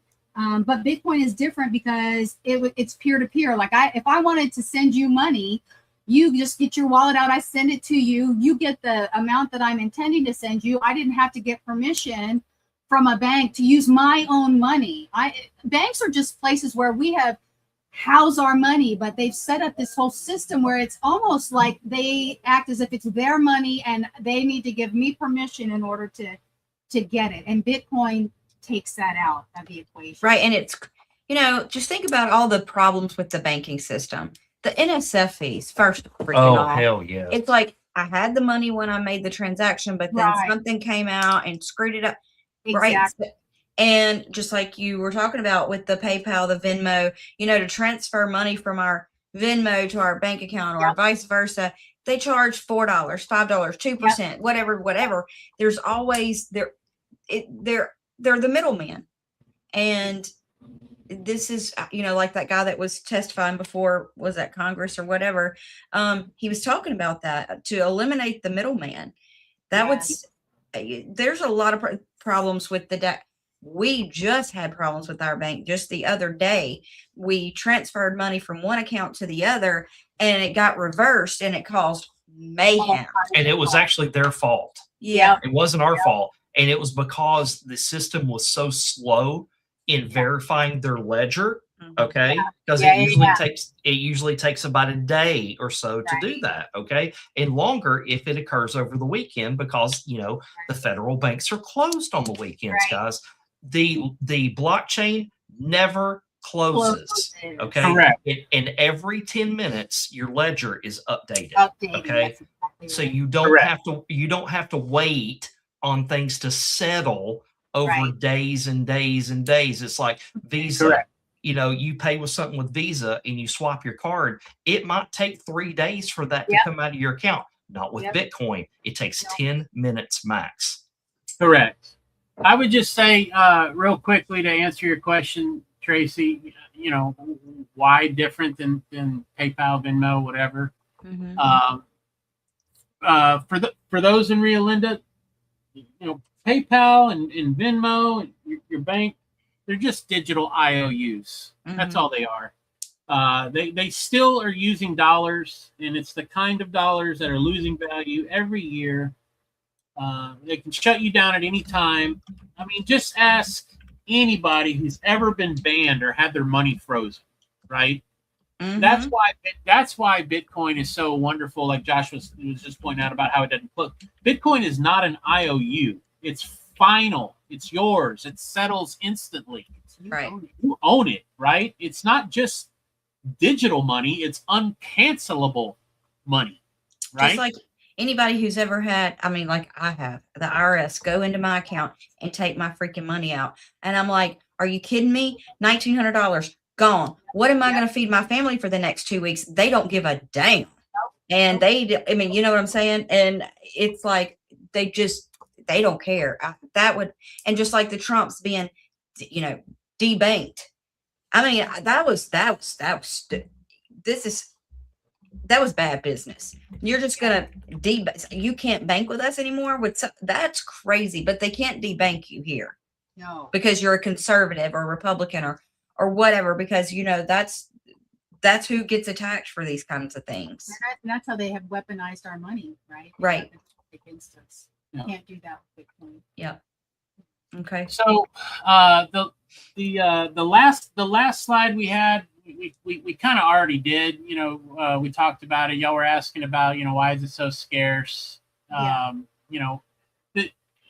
We talked about it earlier. We kind of got ahead of ourselves, which is fine. But the U.S. dollar is like a garden hose. It just never stops spraying. That's the problem, right? And Bitcoin is more like a bottle of water where the cap is actually sealed on tight.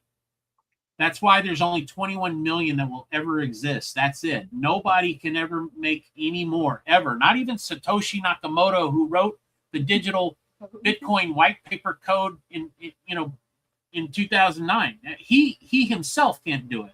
Mm-hmm. So it's like gold, only better, because you don't have to dig it up. You don't have to go and excavate the earth to find it.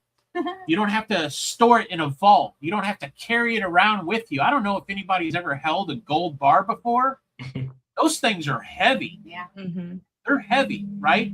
Yep. So gold as a method of transacting is not ideal because it's not necessarily portable. Not to mention, when was the last time you walked around, with gold in your pocket with a little pocket knife and checking out at the grocery store and they tell you how much it is and you're like, hold on a second, let me flake off a little bit of gold for you, right? Because then you need an appraiser to come tell you how much that gold is worth, right? It's so gold isn't the way to actually transact for the digital age that we're in. That's why Bitcoin serves as like digital gold. That's why it's better. You can send it anywhere in the world in seconds, just like what Josh was pointing out. It's like 24/7. On Christmas Day, well, actually, let's back up. Trump just signed that executive order where he's actually going to make Christmas Eve, Christmas Day, and the day after Christmas federal holidays, right? Yeah. So what that means is, everybody, this is important. What that means is for 3 days, federal buildings and banks and all that stuff are going to be closed, which means all of those transactions for 3 days and even over the course of the weekend will not settle until the following Monday. That's basically 5 days, almost a work week where the bank is not transacting, right? Well, if you have Bitcoin, those types of things don't bother you because it can be in the middle of the night on Christmas night. And if somebody needed, some money on the other side of the planet and you have Bitcoin and they have Bitcoin or a wallet address, so to speak, you can send it to them. And there is no middleman, like you were pointing out, Tracy. Right. So, that's why it holds such an incredible amount of value, for everybody. And that's really what we want to be able to share with everyone in terms of what this really means for you and for all of us in our lives. Because, we are at a point where we have got to decide, are we going to continue to allow these people to control every aspect of our life and be in compliant with everything? Or are we going to take our power back? What did Trump that says we're returning power back to you, the American people? Okay, well, that comes at a cost. What does General Flynn talk about, right? He talks about, local action, national impact, right? We can't just sit around an armchair quarterback all the time and think that, somebody's coming to save us. That's the whole point of Exodus. We have to get to a point where enough is enough. We have to get to a point where we decide that we're not going to actually do this anymore, and we actually want to opt out. And that's why the Q drop, I can't remember which one it was, Josh. You're better at these than I am. It's got the American flag on it, but it's talking about only at the precipice. People have to be shown. Find the will to change. Find the will to change. And what it says is to participate, right? It says to participate. And that's what it takes. It takes all of us being able to participate in order to break the system. So, anyway, I want to show you this, guys, because I think this is important. We played this last week. It's a short clip about Bitcoin, and I think it's important that we all understand that there are signals that are happening, okay? And I want to make sure that we're all paying attention. So, everybody, you tell me if you're seeing it yet in terms of signal. Dude, you can send money over the internet without a bank. Dude, Bitcoin's a scam. It's decentralized. No CEO. It's freedom money. Isn't that what drug dealers use? You can hold your own money and no one can freeze it. Bitcoin's still a thing? This is just the beginning. It's a bubble. I'm not buying that. Bro, there will only ever be 21 million Bitcoin. Didn't China ban it again? Bitcoin just hit $100,000. I guess it's too late to get in now.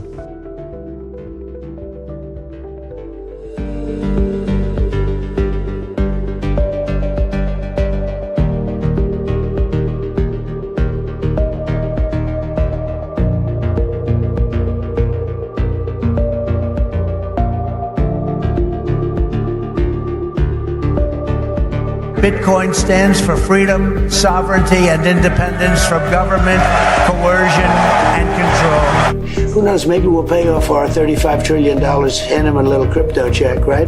We'll hand him a little Bitcoin and wipe out our $35 trillion. If crypto is going to define the future, I want to be mined, minted, and made in the USA. It's going to be. It's not going to be made anywhere else. And if Bitcoin is going to the moon, as we say, it's going to the moon, I want America to be the nation that leads the way, and that's what's going to happen. Hey friends, Eric Trump. Welcome to American Bitcoin. It's a little sneak peek of our facility in Texas using American energy to mine Bitcoin right here on American soil. We could not be more proud of this facility. 35,000 of these servers right here, all liquid cooled, securing the network, mining Bitcoin. Every single day we mine about 2% of the world's Bitcoin supply, and we safeguard it every single day. So when people say that cryptocurrency is intangible, it's not. It's very tangible. And this right here, guys, is living proof.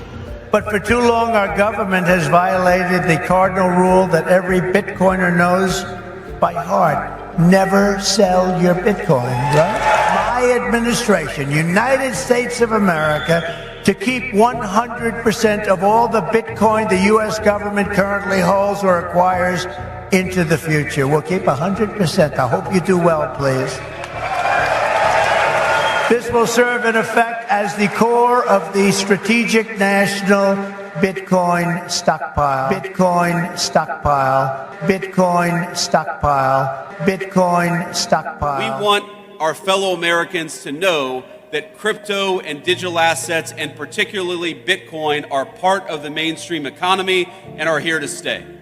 From this day on, America will follow the rule that every Bitcoin knows very well. Never sell your Bitcoin. That's a little phrase that they have. I don't know if that's right or not. Who the hell knows, right?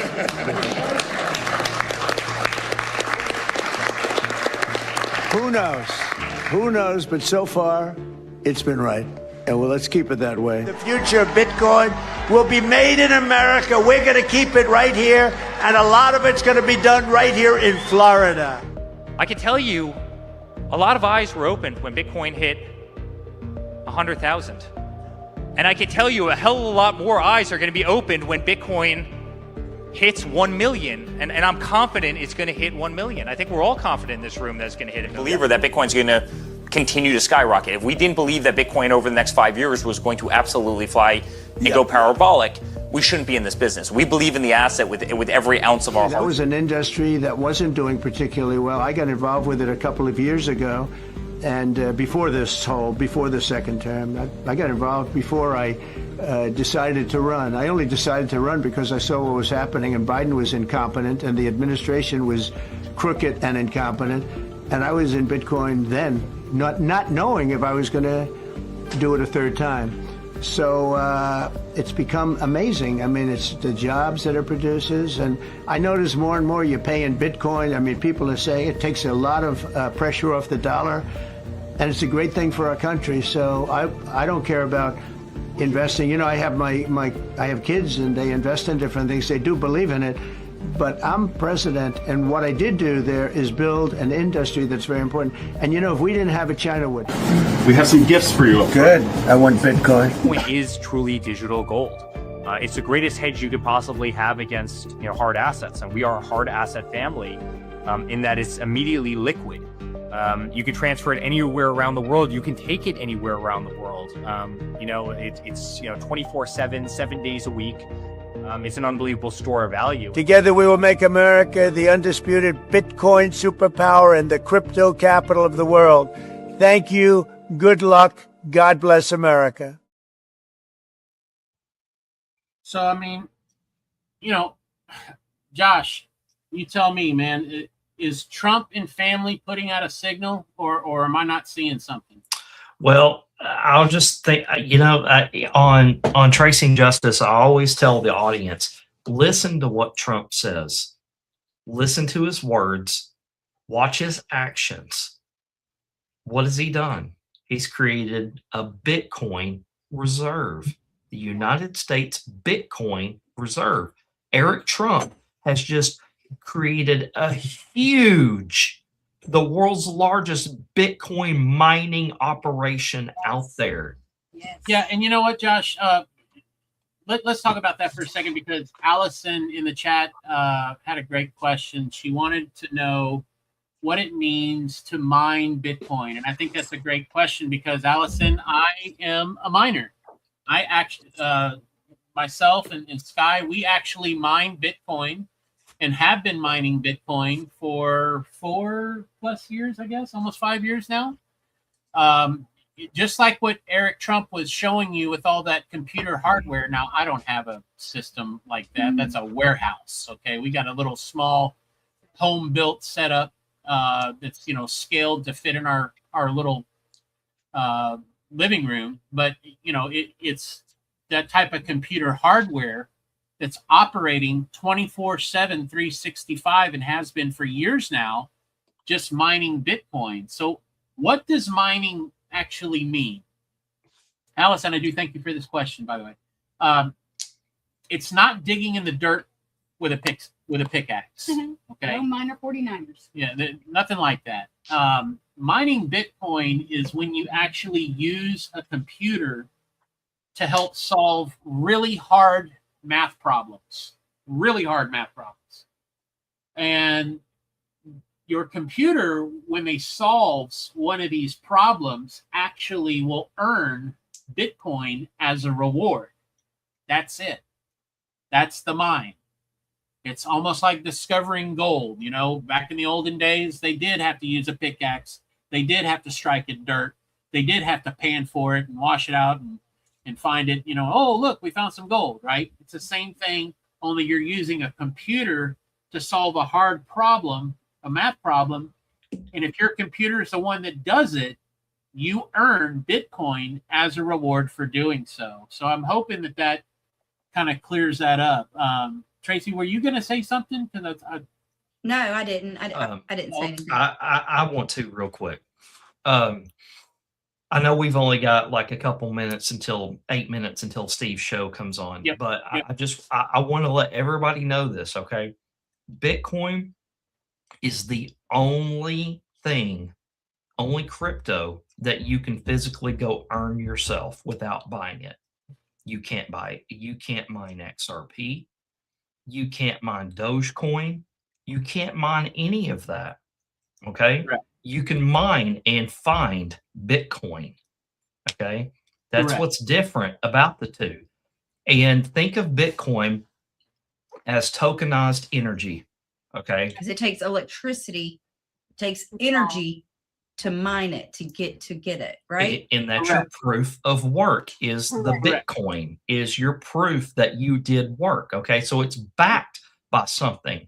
XRP and all these other coins out there, guess what? They rely on the fiat dollar. Okay. Correct. So if the fiat dollar goes away, what are they going to be tied to? Good question. Exactly. You got to think about that, ladies and gentlemen. Yeah. Okay. So,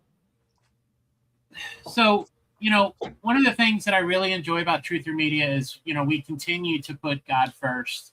And that is something that, I know is at the heart of all four of us here on this call tonight.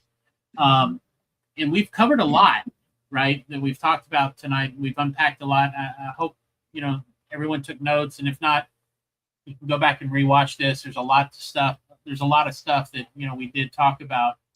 But I want to give real meaning to everything right now about what the bigger picture is here from a biblical standpoint. Because last episode was the Genesis. This episode is Exodus. But there's only one person that I actually trust enough to bring that deeper layer of this story to life. And that's actually the sole sovereign queen herself, Sky. I guess I'm going to call you the sole sovereign queen. Okay. But Sky, I want you to take us there on, showing us the Exodus logic behind all of this. Awesome. Thank you. So in about 2000, so when the Lord speaks to me, he'll share a verse with me and I'll see it over and over and over again. And it'll be like that repeatedly. And back in about 2009, one of the verses that he shared with me was Isaiah 43:19. I don't have it in this set of slides, but see, I'm doing a new thing. Now it springs up. Do you not perceive it? And I'm like, what new thing are you doing? Because your word already says there's nothing new under the sun, right? So I started to really chew on that. And so what I wanted to share here is that, you know, throughout history, we see empires rise and fall, and the casualties left in the aftermath, where people are just trying to figure out, you know, what just happened, and how do we, you know, how do we put ourselves back together? Where do we go from here? And the Bible actually gives us a framework for those kind of moments, and it's not political, it's not modern, it's ancient. And I've dubbed it Exodus logic. And so Exodus logic actually describes how God leads people out of systems that enslave them without becoming the new slave system himself. So, you know, in the book of Exodus, God doesn't overthrow Egypt with an army, he exposes it. And then he leads his people out. And the system that they leave behind collapses under its own weight, right? And so here's something, though, that's easy to miss in that story, is that God doesn't replace Pharaoh with himself. He doesn't build a new empire or install a new system. Instead, he invites them into a relationship and says, you know, come with me, I'm going to show you something. And not only that, I'm going to walk ahead of you. And it may look scary, but I'm going to lead you right through the impossible. And so if God had wanted to, he could have built a better system and left the people there and traded a master for another master. But instead, he's like, I want to free. These are my people. I'm going to free them. I'm not going to reform them. And so he takes them to a place where there's no infrastructure, there's no system, it's wilderness, and a place where the only way they're going to make it forward is if they listen and trust. And so I had come across this verse, Psalm 77:19. It says, your path led through the sea, your way through the mighty waters, though your footprints were not seen. And I was like, oh my gosh, the Lord walked before his people through the Red Sea and parted it with his own self. He didn't only make the way, he was the way. And so it kind of reminds me of something very uncomfortably real, is that even though God makes a way, he may not always show you what that way is. And that's where trust comes in, right? Yep. So sometimes though the path exists, you can't see it until you actually walk with him, right? So trust becomes the skill being built. And that's where belief matters. I came across Jude 1:5 a couple of weeks ago in one of our Sabbaths, and it just blew me away. And it says that although Jesus saved the people out of Egypt, everyone who left Egypt didn't necessarily believe.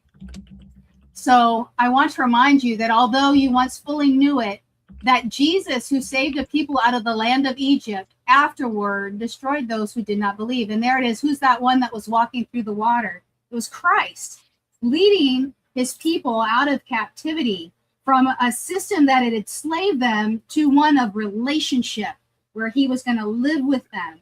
And so fast forward to John 21. We looked at that last week, where Jesus, after he's resurrected, meets his disciples on the shore, and they've had this enormous catch of 153, which we talked about how that ties into PEPE.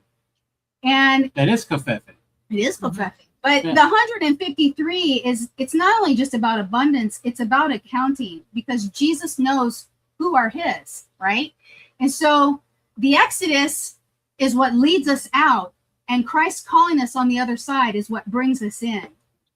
So when systems collapse and the path forward feels unclear, it doesn't mean that God's not there. It just may mean that it's an Exodus moment. So watch the water, because God delivers and he leads and he counts his own. And to me, that's what I call Exodus logic. So when the way is open, follow. Wow. Yeah, So- way to bring that biblical. I love that. That's awesome. Well, you know, like I was saying, you know, putting God first and truth always is our MO. You know, that's what Truth Through Media is about. And in the course of, putting this show together tonight, calling it Exodus, it felt only right that we have to tie this biblically into what that means. What is Exodus? And this is it for everybody. So I'm gonna help land the plane for those of y'all in Rio Linda, because if you're sitting there tonight thinking, this can't be real, the whole system's a scam, well, good, congratulations, because you just woke up in Egypt, right? No one's coming to save you, just like in biblical times, because the truth is, you're the one that you've actually been waiting for. You don't need permission. You just need clarity. You need courage. You need conviction. Our entire lives, we have been trained to obey Pharaoh, to pay taxes to a cartel, to trust the same liars who keep printing money out of thin air. And they call it the economy. But see, Bitcoin helps to break that spell. It's not just money. It's actually the key to the cage that you're locked inside of. Because once you see it, you can't unsee it. So here's the choice.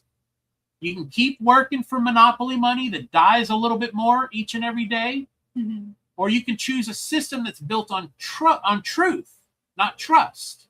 We talked about that earlier, right? The Fed is a trust system. Just trust us. We'll take care of you. Bitcoin is built on truth. There's a difference between a system built on trust and a system built on truth. The Exodus isn't coming. It's happening. And if you're hearing this right now, it's because you were invited to it. So God doesn't need to overthrow Egypt to set you free. He just needs you to follow. There's a parallel system that's been built this whole time. And if you see it, take it and take that first step. Josh, Tracy. Wait, I know we were trying to hurry and get off, but there's one thing I want to say, that there is no motive here. Okay. No. There is no, we're trying to get you to buy this because it increases value. No, actually quite the opposite. So people, we could gatekeep this information and buy it and, whatever, but so there's no, it's not like the stock market or whatever, to where if we can get more people to buy into it, it's going to be worth more. So that's our motive. No, that's false. That's actually false. Correct. I don't care if y'all buy it. Bitcoin doesn't care if you buy it. It doesn't. You're not gonna hurt its feelings. It doesn't hurt its feelings. It doesn't hurt my feelings. It's simply a matter of sharing information of, guys, there's a better way. This is the Exodus moment. At what point are you going to reach that precipice where enough is enough and you decide to opt out? That's what it boils down to. We chose to opt out years ago and we've never looked back. Right. Josh, Tracy, listen, y'all have been absolutely wonderful and a pleasure to have on tonight. The both of y'all, I can't thank y'all enough for joining us tonight. But as we wrap this up, I would like to know, what's the biggest thing that clicked for you tonight, or what's the takeaway that you want to leave with everyone watching? What do you want them to get from this that you got? Well, just that this is a way to get off of the system for you individually. And if enough people do that, we crash their system, the slave system. And it's it's for the taking, take it or leave it. It's not dependent, on everybody doing it to where it's going to help us, right? This is a way for you to get off of the slave system. And if enough people do it, we can actually end this central bank system. Right? Absolutely. I love what you said a few minutes ago at how we're not trying to persuade anybody. We're not going to benefit from anybody deciding to buy Bitcoin. Actually, they'll benefit. This is just, like we said, sharing information that has really helped us, what we've learned about. General Flynn said Bitcoin is evolutionary destiny. And when I heard that, I want to know what my destiny is. So I want to learn everything I can about it, and I do trust him. So I really like that you said that. And I also love you all coming on here because we're not experts, right? And you all are experts and we're all learning together. And so we're asking real questions and trying to find real information so we can all learn together. So I just, I love sorry, like I said, like Tracy and I say on Tracing Justice all the time, watch what the Trump administration's doing. Listen to Trump. Look at Trump's actions. Okay, what is he doing? Right. He's creating the foundation for the U.S. government to be 100% into Bitcoin. He doesn't do that just to do it. No. You know, he's not doing it just for funsies, guys. You know, just remember this: every dollar that you spend in fiat goes towards the Federal Reserve. And what have we learned tonight? The Federal Reserve is not federal. It's not part of our government. You're putting money into the wallets of the evil ones that control this world. You can't trying to figure out how to word this correctly. Yeah. Bitcoin does not support the evil principalities that rule this world. They hate it. Okay, because it cannot be controlled. Okay. Right. So you have to remember that. And when you're in, Stav said earlier in the chat, you know, you have to do your research on a bunch of Bitcoin, or not Bitcoin, but all these other coins that are out there. No, do research on all of it. Yeah, that's what I'm saying. I'm getting to it. Do your research on any and everything before you start buying into something. Don't just take someone's word for it. Go deep into it. Who made it? What corporation controls it? Is there a board of directors that control this coin?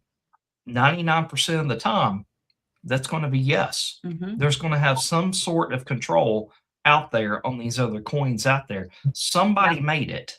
Somebody releases it. Bitcoin is the only coin out there that is anonymous. You know, it's not controlled by a board of directors out there. It's not controlled by a CEO system that created this system for it to ride on. Yep. So you have to remember that. Just do your due diligence. Dive in. Now that you've got a basic working knowledge on what Bitcoin is, dive into some specific questions that you have. Use Jarvis. Jarvis can break it down to you on a 5th grade level if you want him to. Just take advantage of the resources that are out there, and don't be afraid to ask questions, because that's what we're all here for. We're all learning. You know, and I told Digi when I asked him to do the show like over and over and over and over. I said the level of education is so low out there about crypto and Bitcoin in our movement that it's ridiculous. It's where a lot of misinformation can come in, and there are people that want to intentionally misinform. That's right. So doing your due diligence, one of the things that I want to do is sometime down the road is do like a white paper comparison of different cryptocurrencies and Bitcoin and how they line up and compare. Yeah. So, thank y'all for having us on. We've learned a lot, and I hope people in the chat have as well. Really have talk. But yeah. So thank y'all so much for being here. Real quickly, for those looking to get started, you want to earn Bitcoin for free on everyday purchases. I got the QR code on the screen right now. Just scan that QR code to get yourself started with the Fold card today. If you want to actually stack more Bitcoin on the side, the QR code right now showing on screen, that's a River. River is actually going to help you start stacking Bitcoin almost like a savings account. You can set up an auto buy. You can take self-custody. It's for serious stacking. And then lastly, for those of you that want to be able to transact in Bitcoin, the QR code up top right now, that is going to be for Strike.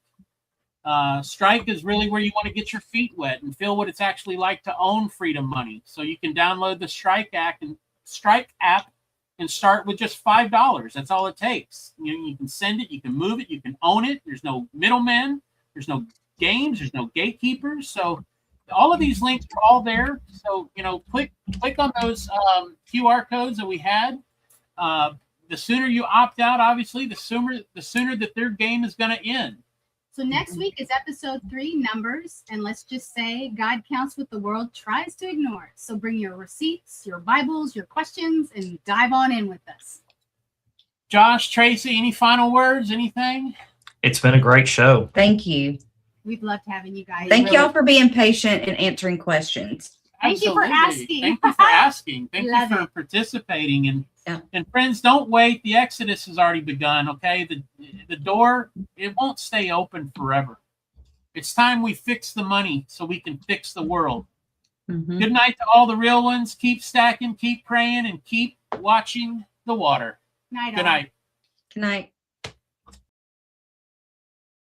Hark on the bells, sweet orange bells, all seem to say, fiat in decay. ETFs are here, bringing the cheer to young and old, balls in control. Ding dong, the coin is for roll, liquid rising, also lightning. One seems to hear FOMO and cheer from everywhere, feeling the air. Candles and bells, hush, river fun, bells, healing bells, sheep looks of fire. Eggplant is here, wild birds are singing songs of good cheer. Christmas is here, merry, merry, merry, merry. Merry Christmas, Merry, Merry, Merry, Merry Christmas. All of us and on without end, all time flies on, mortgage your home. Hark how the bells, sweet orange bells, so seem to say, fiat in decay. ETFs are here, bringing the cheer to young and old, balls in control. Ding dong, no coin is for wrong, liquid rising, also lightning. One seems to hear FOMO and cheer from everywhere, feeling the air. Candles and bells, hush, river found, doors, healing bells. Sheep looks so pale, eggplant is here, and wild birds are singing songs of good cheer. Christmas is here, Merry, Merry, Merry, Merry Christmas, Merry, Merry, Merry, Merry Christmas. All of us stand down without end, all time is on, mortgage your home. Hark on the bells, sweet orange bells, all seem to say, fiat in decay.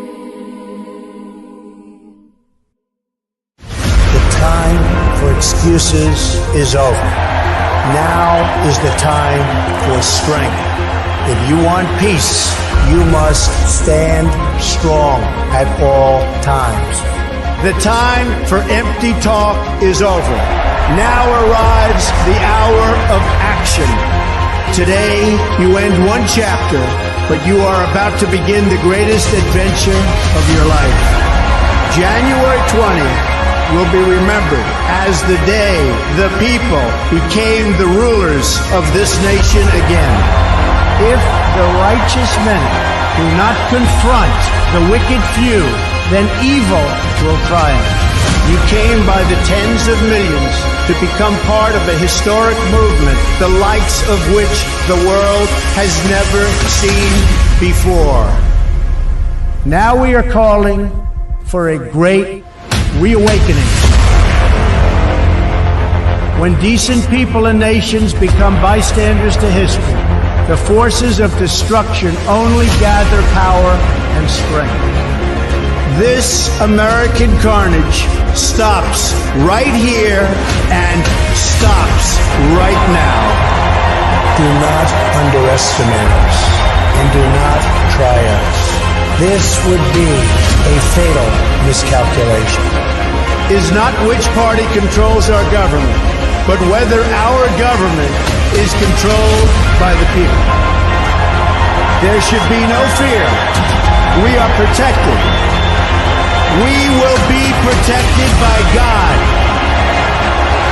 I know that each of you will be a warrior for the truth, will be a warrior for our country and for your family. I know that each of you will do what is right, not what is the easy way. Our answer will be a rebirth of devotion to defeat the enemies of humanity. This is a very different administration than the United States has had in the past.